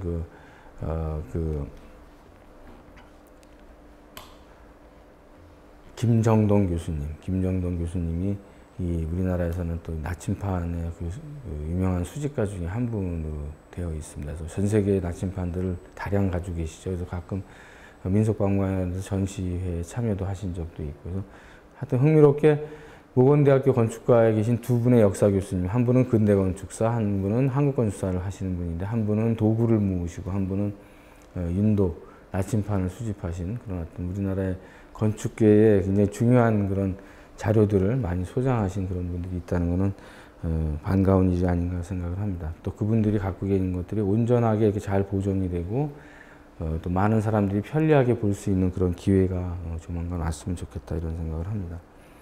울트라 건설에 이제 아까 얘기드린 본사 1층에 저렇게 그 전시관을 만들어서 좋은 자료들을 전시하고 있었습니다. 지금 뭐 제가 다시 확인을 해보진 않았는데, 지난달에 만난 분 중에 한 분이 부도의 이 소식을 저한테 전한 걸 듣고 좀 가슴이 안타까웠습니다. 그리고 실제 이제 별도로 만들어진 건축 박물관, 도구 박물관은 왼쪽에 실내는 저렇게 돼, 지하에 있는데 저렇게 돼 있습니다. 지금은 저게 어떻게 됐는지 모르겠어요. 근데 오른쪽에 있는 그림이 도구 박물관에 들어가는 입구입니다. 그래서 정말 여기서 한참을 헤맸어요. 박물관이 도대체 어디 있는지 이제 보이지가 않으니까, 저런 곳에 출입구가 있고 들어가는 거는 그건 상상도 할 수가 없었던 거죠. 그래서 오른쪽에 문을 비집고 들어가면은 지하에 이런 공간이 나옵니다. 근데 너무 엉성한 거예요. 너무 엉성하고 너무 볼품없이 전시가 되어 있고, 그래서 물론 거기 있는 학예사분은 참 열심히 설명도 해주시고 그 굉장히 적극적이고 학생들이 오면 막 안내도 해주고 뭐 시연도 해주고 뭐 이렇게 적극적으로 하시는데 물론 이게 어떤 이유 때문에 이렇게 되어 있는지는 모르겠지만 너무나 안타까웠어요. 이걸 보고 아, 이건 집어가도 모르겠다 그럴 정도로 무방비 상태에 놓여져 있고 보면 너무 좋은 물건들이 많은데 뭐 이런 거죠. 이렇게 좋은 물건들이 저렇게 꽂혀져 있었어요. 그리고 여기 오른쪽 하단에 보시면은 삽자루 같은 삽의 그 앞날 같이 생겼는데 뭐 저런 것도 있더라고요. 저거는 이제 흙에 이제 그 돌이라든지 이런 거 있을 때 그걸 걸러내는 거죠. 걸러내는 도구입니다. 흙 안에 여러 가지 이물질들이 있을 때 그 자갈이라든지 이런 거를 걸러내기 위해서 쓰는 저런 삽질할 때 쓰는 것과 비슷하게 생긴 건데 삽날 대신에 저렇게 만든 것도 이제 볼 수가 있었습니다. 컴파스도 있고 먹통 묶기 굉장히 많은 자료들을 가지고 있고 좀 낯선 자료들도 여기서는 많이 봤습니다. 근데 제가 이 박물관을 굳이 찾아서 갔던 이유 중에 하나는 바로 이거를 제가 보고 왔기 때문에 그렇습니다. 이 죽중대공고관이라고 일본의 다케나카라고 그러죠. 아주 유명한 그 건설회사입니다. 다케나카는 아주 역사와 전통을 가지는 일본 5대 건설회사 중에 하나고 100년이 넘은 그런 건설회사 중에 하나죠. 그래서 이 다케나카라고 하는 그 건설회사에서 대공, 일본에서는 대목수를 대공이라고 부릅니다. 대공의 그 도구들을 전시하는 전시관을 만드는 거를 제가 한번 그 일본에 안식년 가 있을 때 지인의 소개로 한번 처음 가보게 됐습니다. 가서 보고 너무 깜짝 놀란 거예요. 세상에 이렇게 예쁘고 잘 짜여져 있고 그다음에 전시도 잘 돼 있고 그런 거를 보고 고베라는 도시에 있는데 야 고베에서 이거 하나만 보고 가도 정말 본전을 찾겠다라는 생각이 들 정도로 건물도 잘 지었고 전시도 잘했고 전시의 내용도 아주 굉장히 좋은 그런 거를 가지고 한 거를 봤습니다. 그래서 이 고베에 이제 개관을 했는데 그 후에 다시 한번 그 이전을 하게 됩니다. 그래서 다시 이제 신관을 최근에 개관을 했어요. 신관도 제가 이번 겨울에 올 겨울 2월 달에 연구실 학생들하고 한번 거기를 갔었는데 그것도 보고 깜짝 놀랐습니다. 아 이렇게 또 잘하는구나, 더 잘하는구나 하는 생각이 들었습니다. 그래서 이 다케나카 도구관은 다케나카라고 하는 도구관은 이렇게 이제 만들어졌습니다. 그래서 이 얘기를 하면서 하나 더 덧붙여서 하고 싶은 얘기 중에 하나는 일본의 건설회사의 홈페이지하고 우리나라 건설회사의 홈페이지를 한번 여러분들이 뭐 쉽게 들어갈 수 있으니까 아무데나 한번 들어가 보십시오. 그 홈페이지를 관리하는 차원이 달라요. 이 다케나카 도구관이라든지 일본의 니켄세케이라든지 다이세이라든지 이런 대성건설 이런 데 여러분이 한번 홈페이지 들어가 보면 우리나라의 삼성건설, 현대건설 홈페이지하고 근본적으로 다르게 만들어 놨습니다. 그 근본적인 다른 게 뭐냐? 자신의 역사를 소중히 여긴다는 거예요. 자신이 지었던 많은 집들에 대한 자료, 도면 이걸 또 다 가지고 있어요. 뭐 시미즈구미, 성수조 같은 경우도 뭐 옛날 우리나라에서 지었던 집들의 도면까지도 다 가지고 있을 정도로 그런 역사와 전통이 홈페이지에 이렇게 배어 나오고 있습니다. 반면 우리나라의 건설회사는 그 아파트 판매 광고 뭐 이런 것들만 그 바글바글 거리죠. 그게 결국 어떤 그 문화를 소중하게 여기면서 집을 짓느냐라는 것과 경제적인 것만 따지면서 집을 짓는 거냐의 그 차이점이라고 생각을 합니다. 아마도 이런 부분들이 우리가 이 격차를 줄이고 그러려면은 수십 년이 걸릴 거라고 생각을 해요. 우리가 지금 최근에 그 일본의 경제를 많이 따라잡고 뒷공문이 쫓아갈 정도가 됐다라고 얘기를 하지만 실제 그 일본과 한국의 격차는 이루 말할 수가 없는 거예요, 아직도. 물론 제가 일본을 뭐 찬양하거나 뭐 일본의 어떤 친일의 어떤 그런 감각을 갖고 있는 그런 사람은 아니지만 어쩔 수 없는 부분들이 너무 많은 거예요. 이런 거 하나만 보더라도 작은 부분이지만 이 격차가 참 크구나. 우리는 어떻게 저렇게 돼야 될까? 어떻게 저렇게 갈 수 있을까? 그런 생각을 하지 않을 수가 없는 거죠. 그걸 극복하려면 정말 의식의 어떤 개조들이 일어나기 전에는 어렵다 이런 생각을 합니다.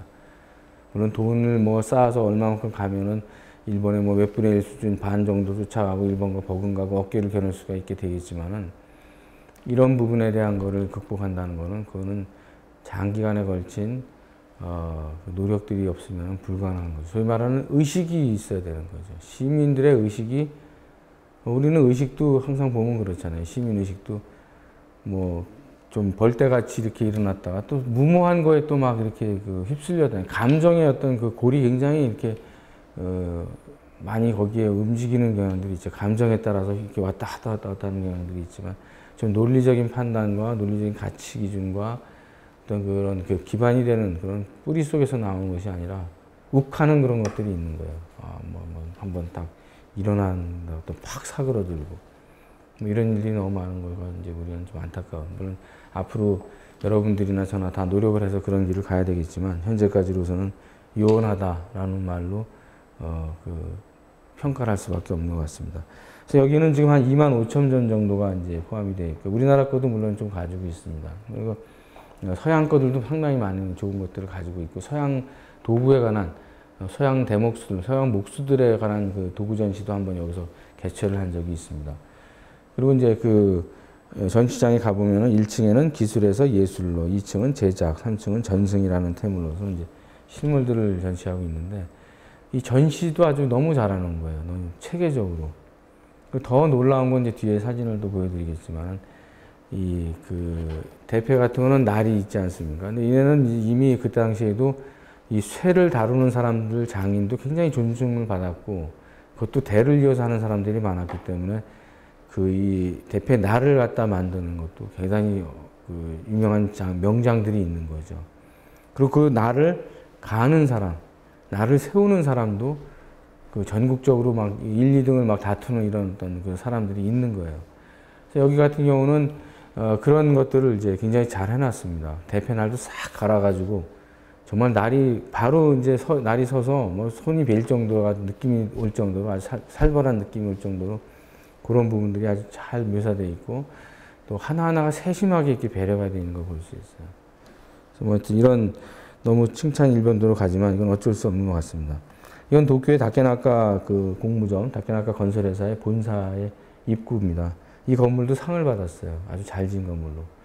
그래서 이 다케나카 같은 경우는 올해 같은 경우에 수주량을 다 이미 끝냈다고 그럽니다. 그러니까 우리처럼 입찰하고 이런 것도 잘 안 하고 건축주들이 와서 지어주세요라고 부탁할 정도의 이런 회사입니다. 그리고 이 회사가 지었다 그러면 누구든지 자랑을 하고 자부심을 갖고 그 회사에서 지은 거면 이 집은 뭐 볼 것도 없다.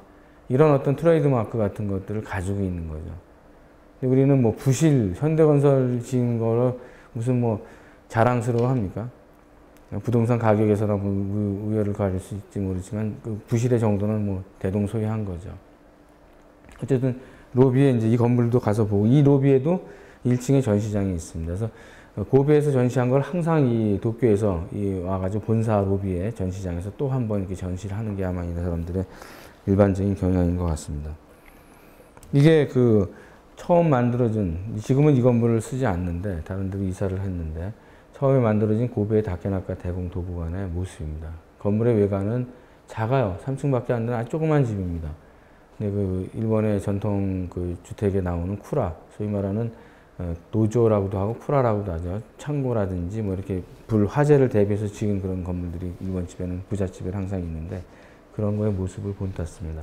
그리고 그 앞에는 이렇게 그 법륜사의 그 기둥이 하나 이렇게 세워져 있습니다. 세워져 있고 이 법륜사 기둥도 나무로 이제 1대1로 만들어서 세워놨는데 처음에 개관할 때 세웠던 거는 이제 시간이 지나면서 이 목재가 부식이 됐겠죠. 그래서 그걸 버리지 않고 그 일대에 그 세웠던 나무를 깎아서 여기에 의자를 만들어 놨습니다. 거기다 써놨어요. 이건 일대, 개관할 때 만들었던 법륜사 기둥의 부재를 가지고 만든 겁니다. 그리고 이제 2대가 여기 서 있죠. 2대가 이렇게 서 있고 그 안에 들어가면은 처음에 입구에 이제 이런 전시가 되어 있습니다. 그 나무의 이제 향기를 좀 맡아보라고 대패 밥을 저렇게 그 깎아서 그 통에 담아놓고 사람들이 이렇게 꺼내서 냄새를 맡게 해놨죠. 그래서 한 달에 한 번씩 저 대패 밥을 이제 갈아주고 그런 관리들을 잘하는 거죠. 일본 사람들은 깨끗하게 닦아놓고 정리가 돼 있고 뭐 이런 부분. 그다음에 오른쪽에 있는 것도 아주 흥미로운 그런 자료인데 이 오른쪽 그 위아래에 있는 거, 요 위는 나무의 단면을 보여주고 있습니다. 두 개 다. 위에 있는 거는 철기 시대에 이제 철제를 가지고, 철도끼를 가지고 다듬 나무를 자른 거죠. 밑에 있는 거는 돌도끼 가지고 한 겁니다. 돌도끼. 단면이 어떻게 이제 다르게 보여지는지. 저런 것들을 이제 잘 알게 되면은, 고대 원시 주거에서 나오는 이제 부재들이 돌도끼냐, 그 철제도끼냐, 뭐 이런 것들을 이제 판단해보고 어떻게 깎았는지 뭐 이런 것들을 이제 판단해볼 수 굉장히 중요한 그런 실험이죠, 사실은. 이런 세밀한 배려도 이제 되어 있고 도구와 재료와의 관계를 이렇게 설명하고 있는 걸 볼 수 있습니다. 그리고 여기 가면은 이렇게 이제 이게 대공 한 사람, 대목수 한 사람의 그 도구를 쭉 전시를 해놨습니다. 아까 한 200종 정도가 소목장이라는데 이거 보면은 더 많죠, 더 많죠. 그리고 도구가 굉장히 잘 정돈돼 있고 아주 그 세밀한 그런 도구들이 많아요. 그건 다시 얘기하면은 일본의 그 건축의 모습을 우리가 이 도구를 통해서 읽어낼 수가 있는 거죠. 일본 건축이 가지고 있는 그 정교함, 또 맞춤에 대한 어떤 그 세밀함들, 그 다음에 뭐 여러 가지 형태들의 어떤 모습들을 보면서 이런 것이 뒷받침이 되기 때문에 그런 집이 지어졌구나라는 걸 알 수 있는 거죠. 그래서 우리도 우리 건물들을 보면은 그 도구들 같은 거를 보면은 또 역시 한국 건축의 어떤 모습을 이 도구를 통해서 읽어낼 수 있는 부분들이 있습니다. 도구의 발달은 절대적으로 건축의 발달과 비례를 하게 돼 있죠. 그렇지 않으면은 그 뒷받침이 안 되기 때문에 좋은 집을 만드는 것은 굉장히 어려운 일 중에 하나다라고 이렇게 얘기를 할 수 있을 것 같습니다. 그래서 이런 부분들에 대한 어떤 그 배려들이 항상 우리들한테는 그 하나의 교훈으로서 아까 그 보세요. 우리나라의 그 울트라 건축박물관의 그 지하에 그 쓸쓸하게 있는 그 제대로 갖추지 못한 상태의 전시가 되고 있는 그 모습하고 이런 체계를 가지고 갖추고 있는 아마도 이게 한국과 일본 사이에 문화적인 수준 차이가 이 정도라고 비교한다는 것은 이 정도라고 얘기를 하면은 물론 욕하고 달려올 사람도 있겠지만은 그게 거짓말 하지 말아라. 우리도 상당한 수준이다 이렇게 얘기를 하겠지만 제가 보는 견지에서는 큰 차이를 가지고 있어요. 우리나라. 그 차이를 극복하는 게 굉장히 필요한 일이고 여러분들이 또 해야 될 그런 그 노력이기도 합니다. 물론 저도 이제 노력을 해야 되겠지만 너무 충격적인 거예요. 그리고 일본은 지진이 있으니까 지진이 일어나니까는 이 도구들을 그냥 이렇게 걸어 놓을 수가 없는 거죠. 이렇게 걸어 놓지 못한단 말이에요. 그래서 이거 와이어로다 다 이렇게 쇠철망들을 벽면에다 한 다음에 그거를 다 묶어 놨습니다. 떨어지지 말라고 다 묶어 놨어요. 고정을 시켜놨죠.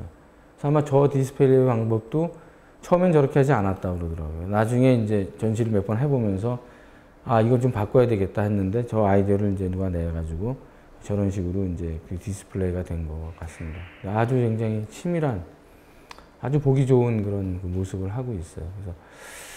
그래서 저도 느낀 바가 굉장히 많았고, 우리나라에도 저런 박물관이 하나 있어야 되겠다. 특히 건축 박물관에 대한 얘기가 요즘 많은데 아직도 이제 지어지고 있지는 못하죠. 그래서 이걸 보고 와서도 글을 하나 제가 학회 재단지 하나 쓴 게 있습니다. 그리고 이제 안에 보면은 뭐 가끔 저런 전시회를 하죠. 동량이라는 거는 이제 역시 대목수를 뜻하는 그런 말인데 그런 전시회가 제가 이제 제가 잠시 안식년을 가 있을 때 저런 전시가 한번 있었습니다.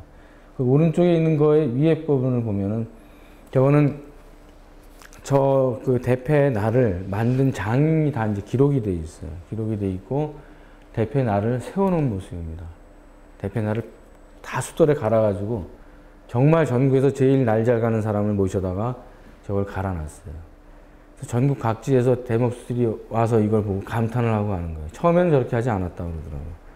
그래서 자꾸 오는 사람마다, 전국 각지에서 오는 사람마다 야, 이 날이 이게 뭐야? 그리고 자꾸 붕시렁붕시렁한 소리를 하니까 관장이 그럼 아니다. 이참에 우리가 여기 있는 날도 전국 최고를 한번 만들어 보자. 그래가지고 전국에서 제일 날을 잘 세우는 사람을 모셔다가 정기적으로 이 안에 있는 모든 그 날을 세워야 될, 숫돌에 갈아야 될 그런 필요가 있는 것들은 전부 날을 갈아서 얼굴이 비칠 정도로 이렇게 아주 날카롭게 다 세워놨습니다.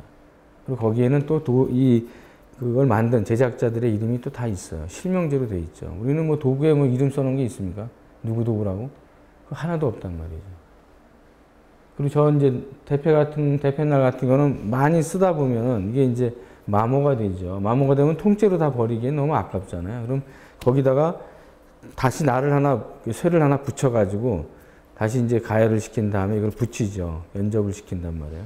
그래가지고 다시 이제 하나 혼연일체가 되게 하는 그런 방법도 쓴 대표 날도 있습니다. 또 그거를 또 제작한 사람도 있고 그런 과정들을 또 소개해 놓고 밑에 있는 거는 줄 대패라고 일본에는 있는데 그 줄 대패 가지고 대패밥을 하나 만들어 놓은 걸 시연한 것입니다. 저 대패를 가지고 이렇게 이제 깎아낸 건데 아니 줄 대패가 아니라 저런 대패를 가지고 대패 한 번 대패질을 해가지고 뽑아낸 대패밥의 모습입니다. 뒤에가 보일 정도예요.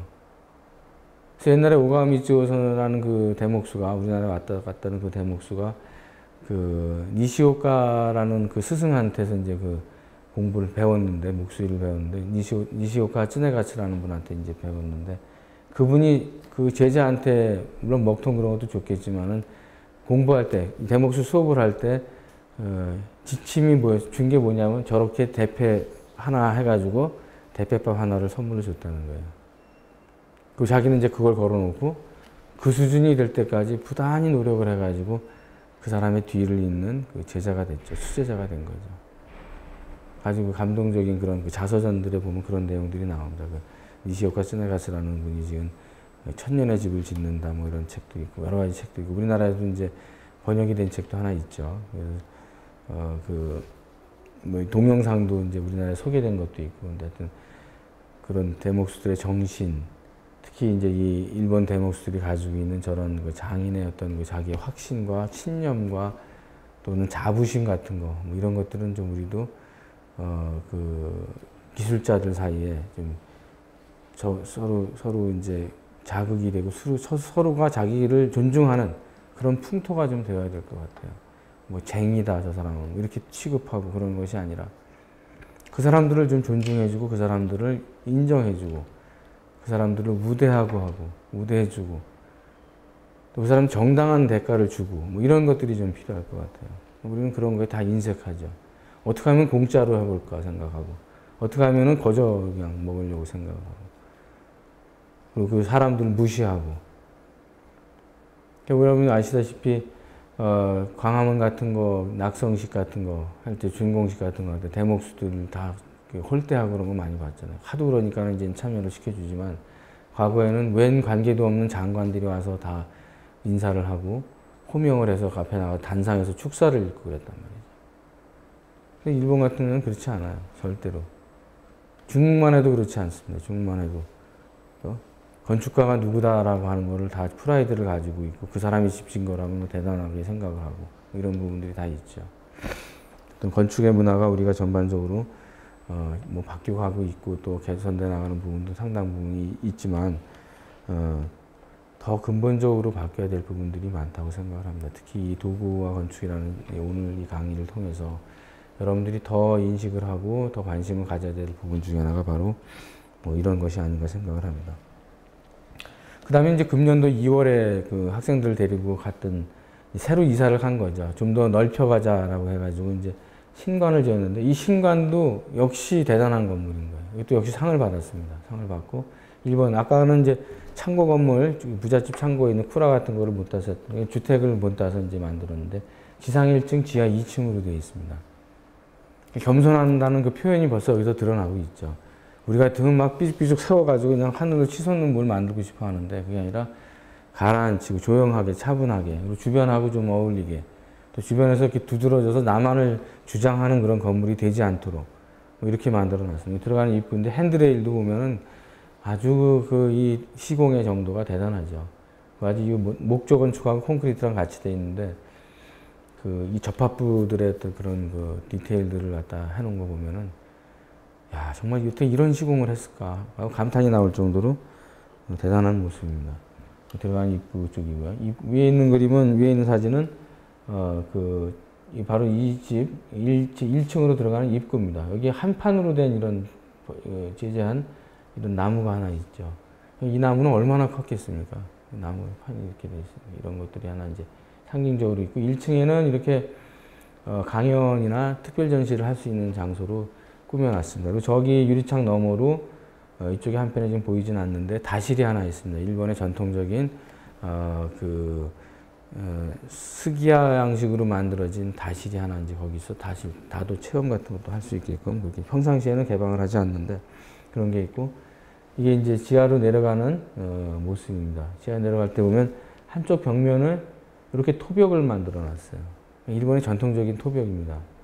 이 토벽을 시공한 것도 너무 정교한 거예요. 아주 그 하나하나 섬세하게 이렇게 이제 정성을 들여서, 그 정성이라는 단어가 이제 그냥 눈으로 읽혀지는 거죠. 곳곳에서, 어느 곳에서나 다 그런 부분들이 존재하고 있습니다. 이걸 보십시오. 디테일들을 보면은 저렇게 정교하게 천장 모습인데, 천장에 마감을 한 건데, 세세한 그런 배려들이 가지고 눈에 띄는 것들을 볼 수. 그러다 보니까는 전체적으로 집이 막 아름다운 거죠. 조화롭기도 하고. 그래서 보면은 그 어떤 사소한 그 하나를 이렇게 소홀히 함으로써 그 집의 전체 가치를 떨어뜨리는 경우들이 많잖아요. 지금 여긴 제대로 붙어 있는데 왕왕 보면은 이 스위치 같은 것들을 삐딱하게 이렇게 박아놓은 것들 많이 볼 수 있죠. 그게 똑바로 있든 삐뚤어지든 불 켜는 데는 지장은 없어요. 그러나 그거를 신경 써서 수직 직각을 맞춰서 하는 그 단계의 그 문화하고, 그거를 약간 삐뚤어져도 무심하고 가는 그런 문화하고는 굉장히 큰 괴리를 갖고 있다는 것입니다. 큰 격차를 가지고 있다는 거죠. 물론 얘기를 들어보니까 독일은 더하다는 얘기도 들었습니다. 독일 제가 가보지 않아서 모르겠는데, 가까운데 좋은 반면교사가 이렇게 있는데도 불구하고 우리가 그거를 잘 따라하지 못, 좋은 점을 배우지 못한다고 하는 것은 안타까운 일이죠. 그래서 그게 무슨 문제인지 한번 우리 다 같이 고민을 해볼 필요가 있습니다. 이게 이제 지하 1층하고 2층 사이에 보면 이렇게 공포하고 1대1 크기의 이제 모형이 지붕서부터 주초까지 전시가 되어 있습니다. 아주 그 좋은 나무를 써서 이제 만들어 놔가지고 굉장히 아름답게 보이죠. 이거는 요 뒤에 있는 요 사진에 있는 것을 가져다가 만든 겁니다. 이것은 당초제사라고 하는 그런 사찰인데, 교토에 있는 거죠. 당초제사 금당 건물에 이제 포하고 기둥하고 그 지붕하고 석가래하고 거기까지를 다 이제 해서 이제 1대1 전시해 놨습니다. 주변에서 이제 둘러볼 수 있고, 밑으로 이제 필로티가 되어 이렇게 선큰이 돼가지고 아래까지 이렇게 좀 내려다 볼 수 있는 이런 구조로 되어 있죠. 밑에서 보면 이런 모습입니다. 이런 모습이고, 그 왼쪽에 있는 거는 이제 스기야 건축, 다시를 만드는 그 건물을 지어지는 순서에 이렇게 단계를 갖다가 설정해서 보여주고 있죠. 이 집이 어떻게 이제 그 벽체 같은데 마감이 어떤 순서로 이루어지고 있는지를 그 단계별로 하나의 건물을 통해서 보여주고 있습니다. 대단한 전시예요, 대단한 전시. 그래서 제가 올 2월 달에 답사를 갔다 오고 나서 지난 그 5월 달이죠. 5월 달에 5월 말에 그 글을 하나 써가지고, 역시 그 우리 대한건축학회 학회지에다가 그 기고를 했습니다. 이 참관기를. 이 참관기를 기고할 때 이제 마침 제가 또 그 대만에서 초청을 받아서 뭐 특강을 하러 갈 일이 있었는데, 그때 같은 장소에서 마침 대만의 그 대목수들의 도구 전시가 있었습니다. 그래서 그거하고 이제 같이 묶어서 참관 이제라고 하는 그런 글을 써서 이제 대한건축학회에서 나오는 매월 나오는 잡지가 있는데, 건축이라는 잡지가 있는데, 거기에 기고를 해서 소개를 했습니다. 여러분이 한번 나중에 참고를 해보시기 바라고요. 금년도 6월호에 그게 아마 수록이 돼 있을 겁니다. 그래서 이 몇 개의 건물들 도구가 전시되어 있는 걸 보면서 우리도 좀 관심의 어떤 밀도라든지 그런 것이 어떤 결과로 좀 이렇게 좀 잘 표현이 됐으면 좋겠다. 그래서 빨리 우리도 도구전시관, 건축 전문 도서관, 건축 박물관 뭐 이런 것들이 좀 하루빨리 가장 편리한, 교통이 편리한, 접근하기 가장 좋은 곳에 아주 아름다운 집을 지어서 만들어졌으면 좋겠습니다. 왜 또 그 얘기를 하냐면, 덧붙여서 하냐면, 우리나라의 박물관이나 미술관이나 이런 것들 보면 왕왕 좀 찾아가기 정말 어려운 곳에 있는 것들이 많죠. 그런데 국가 거라면 더더군다나 그 찾아가기 좋은 제일 요충지에 이렇게 만들어줘야지 많은 사람들이 접근을 해서 볼 텐데, 그렇지 않은 분들이 많죠. 산속이나 이런 데 가 있어가지고 정말 모처럼 시간을 내서 가지 않으면, 생활 속에서 이렇게 묻어나는 그런 공간들이 아니라 특별한 어떤 각오를 하지 않으면 갈 수 없는 이런 장소들이 많다는 것도 사실은 도서관, 박물관이 입지해야 될 그런 장소는 아니라고 생각을 합니다. 그런 곳이 가장 중심에 있어야 되는 거죠. 중국처럼 저는 사회주의 국가도 도시를 만들면 도시의 가장 중심에 도서관과 박물관이 들어갑니다. 북경도 마찬가지죠. 북경 천안문화광장에 역사박물관, 인민대학습당, 인민대회당, 그 주변에 그 국가도서관 뭐 이런 것들이 다 굉장히 요충지에 자리를 하고 있는 것을 볼 수가 있습니다. 뭐 지금 우리 서울 광화문 같은 데도 조금 나아졌지만 대한민국 역사박물관도 생기고 그랬지만 그전에는 뭐가 있었습니까? 아무것도 없었죠. 시민회관 들어오고 뭐 이런 점차 하나둘씩 들어오면서 우리도 좀 이제 어떤 그 방식이 사고의 방식들이 구태에서 좀 벗어나고 있다라는 이런 사실들을 볼 수가 있을 것 같습니다. 이 박물관은 꼭 한번 여러분들이 일본의 고베라는 도시에 가게 될 기회가 있다면 방문해 보기를 권합니다. 고베는 오사카에서 가는 게 제일 편하죠. 그래서 오사카에서 여기까지 기차로 전철로 갈 수가 있습니다. 전철로 가서 뭐 정말 제가 감히 말씀을 드리지만 이거 하나만 보고 와도 절대로 후회하지 않는 그런 그 답사가 될 거라고 저는 확신을 합니다. 그리고 이제 그 참고로 여러분들한테 하나 더 소개를 한다면은 여기 그 데이비드 맥컬레이라고 하는 사람이 쓴 일련의 시리즈 책들이 있습니다. 뭐 도시, 피라미드, 성, 이슬람 사원, 큰 건축술, 땅속의 세상 이런 것들이 있는데 여기서 보면 특히 역사 건물들에 대한 어떤 묘사된 것을 보면 굉장히 고증을 많이 해서 당시의 어떤 상황에 가깝게 이렇게 그림을 그린 겁니다. 흥미롭게 그린 그림이죠. 그래서 맥컬레이는 이제 뭐 이 그림을 잘 그리는 그런 사람이었기 때문에 역사 공부도 하고 건축학 공부도 이렇게 하면서 일러스트레이터로 활약을 하는 이런 그런 사람 중에 하나입니다. 그래서 여기 보이시는 바와 같이 저런 건물, 대성당 같은 거 이런 거 보면은 뭐 성곽이라든지 이런 거, 피라미드 같은 거 보면 그 당시에 사용했던 도구들을 다 고증을 해가지고 그런 이제 이 일러스트의 어떤 형태로 해가지고 표현을 해놨습니다. 역사적 고증이 굉장히 잘 되어 있는 책입니다. 그래서 여러분들이 도구 공부를 하면서 한 번 더 이런 책들을 좀 뒤적뒤적 해보면은 크게 도움이 될 거라고 생각을 합니다. 그래서 이런 책도 이제 여러분들이 뭐 번역이 되어 있는 책들이 많이 있으니까요. 뭐 원서도 있고 번역도 있으니까 오늘은 여기서 강의를 마치도록 하겠습니다. 다음 시간에 뵙도록 하겠습니다.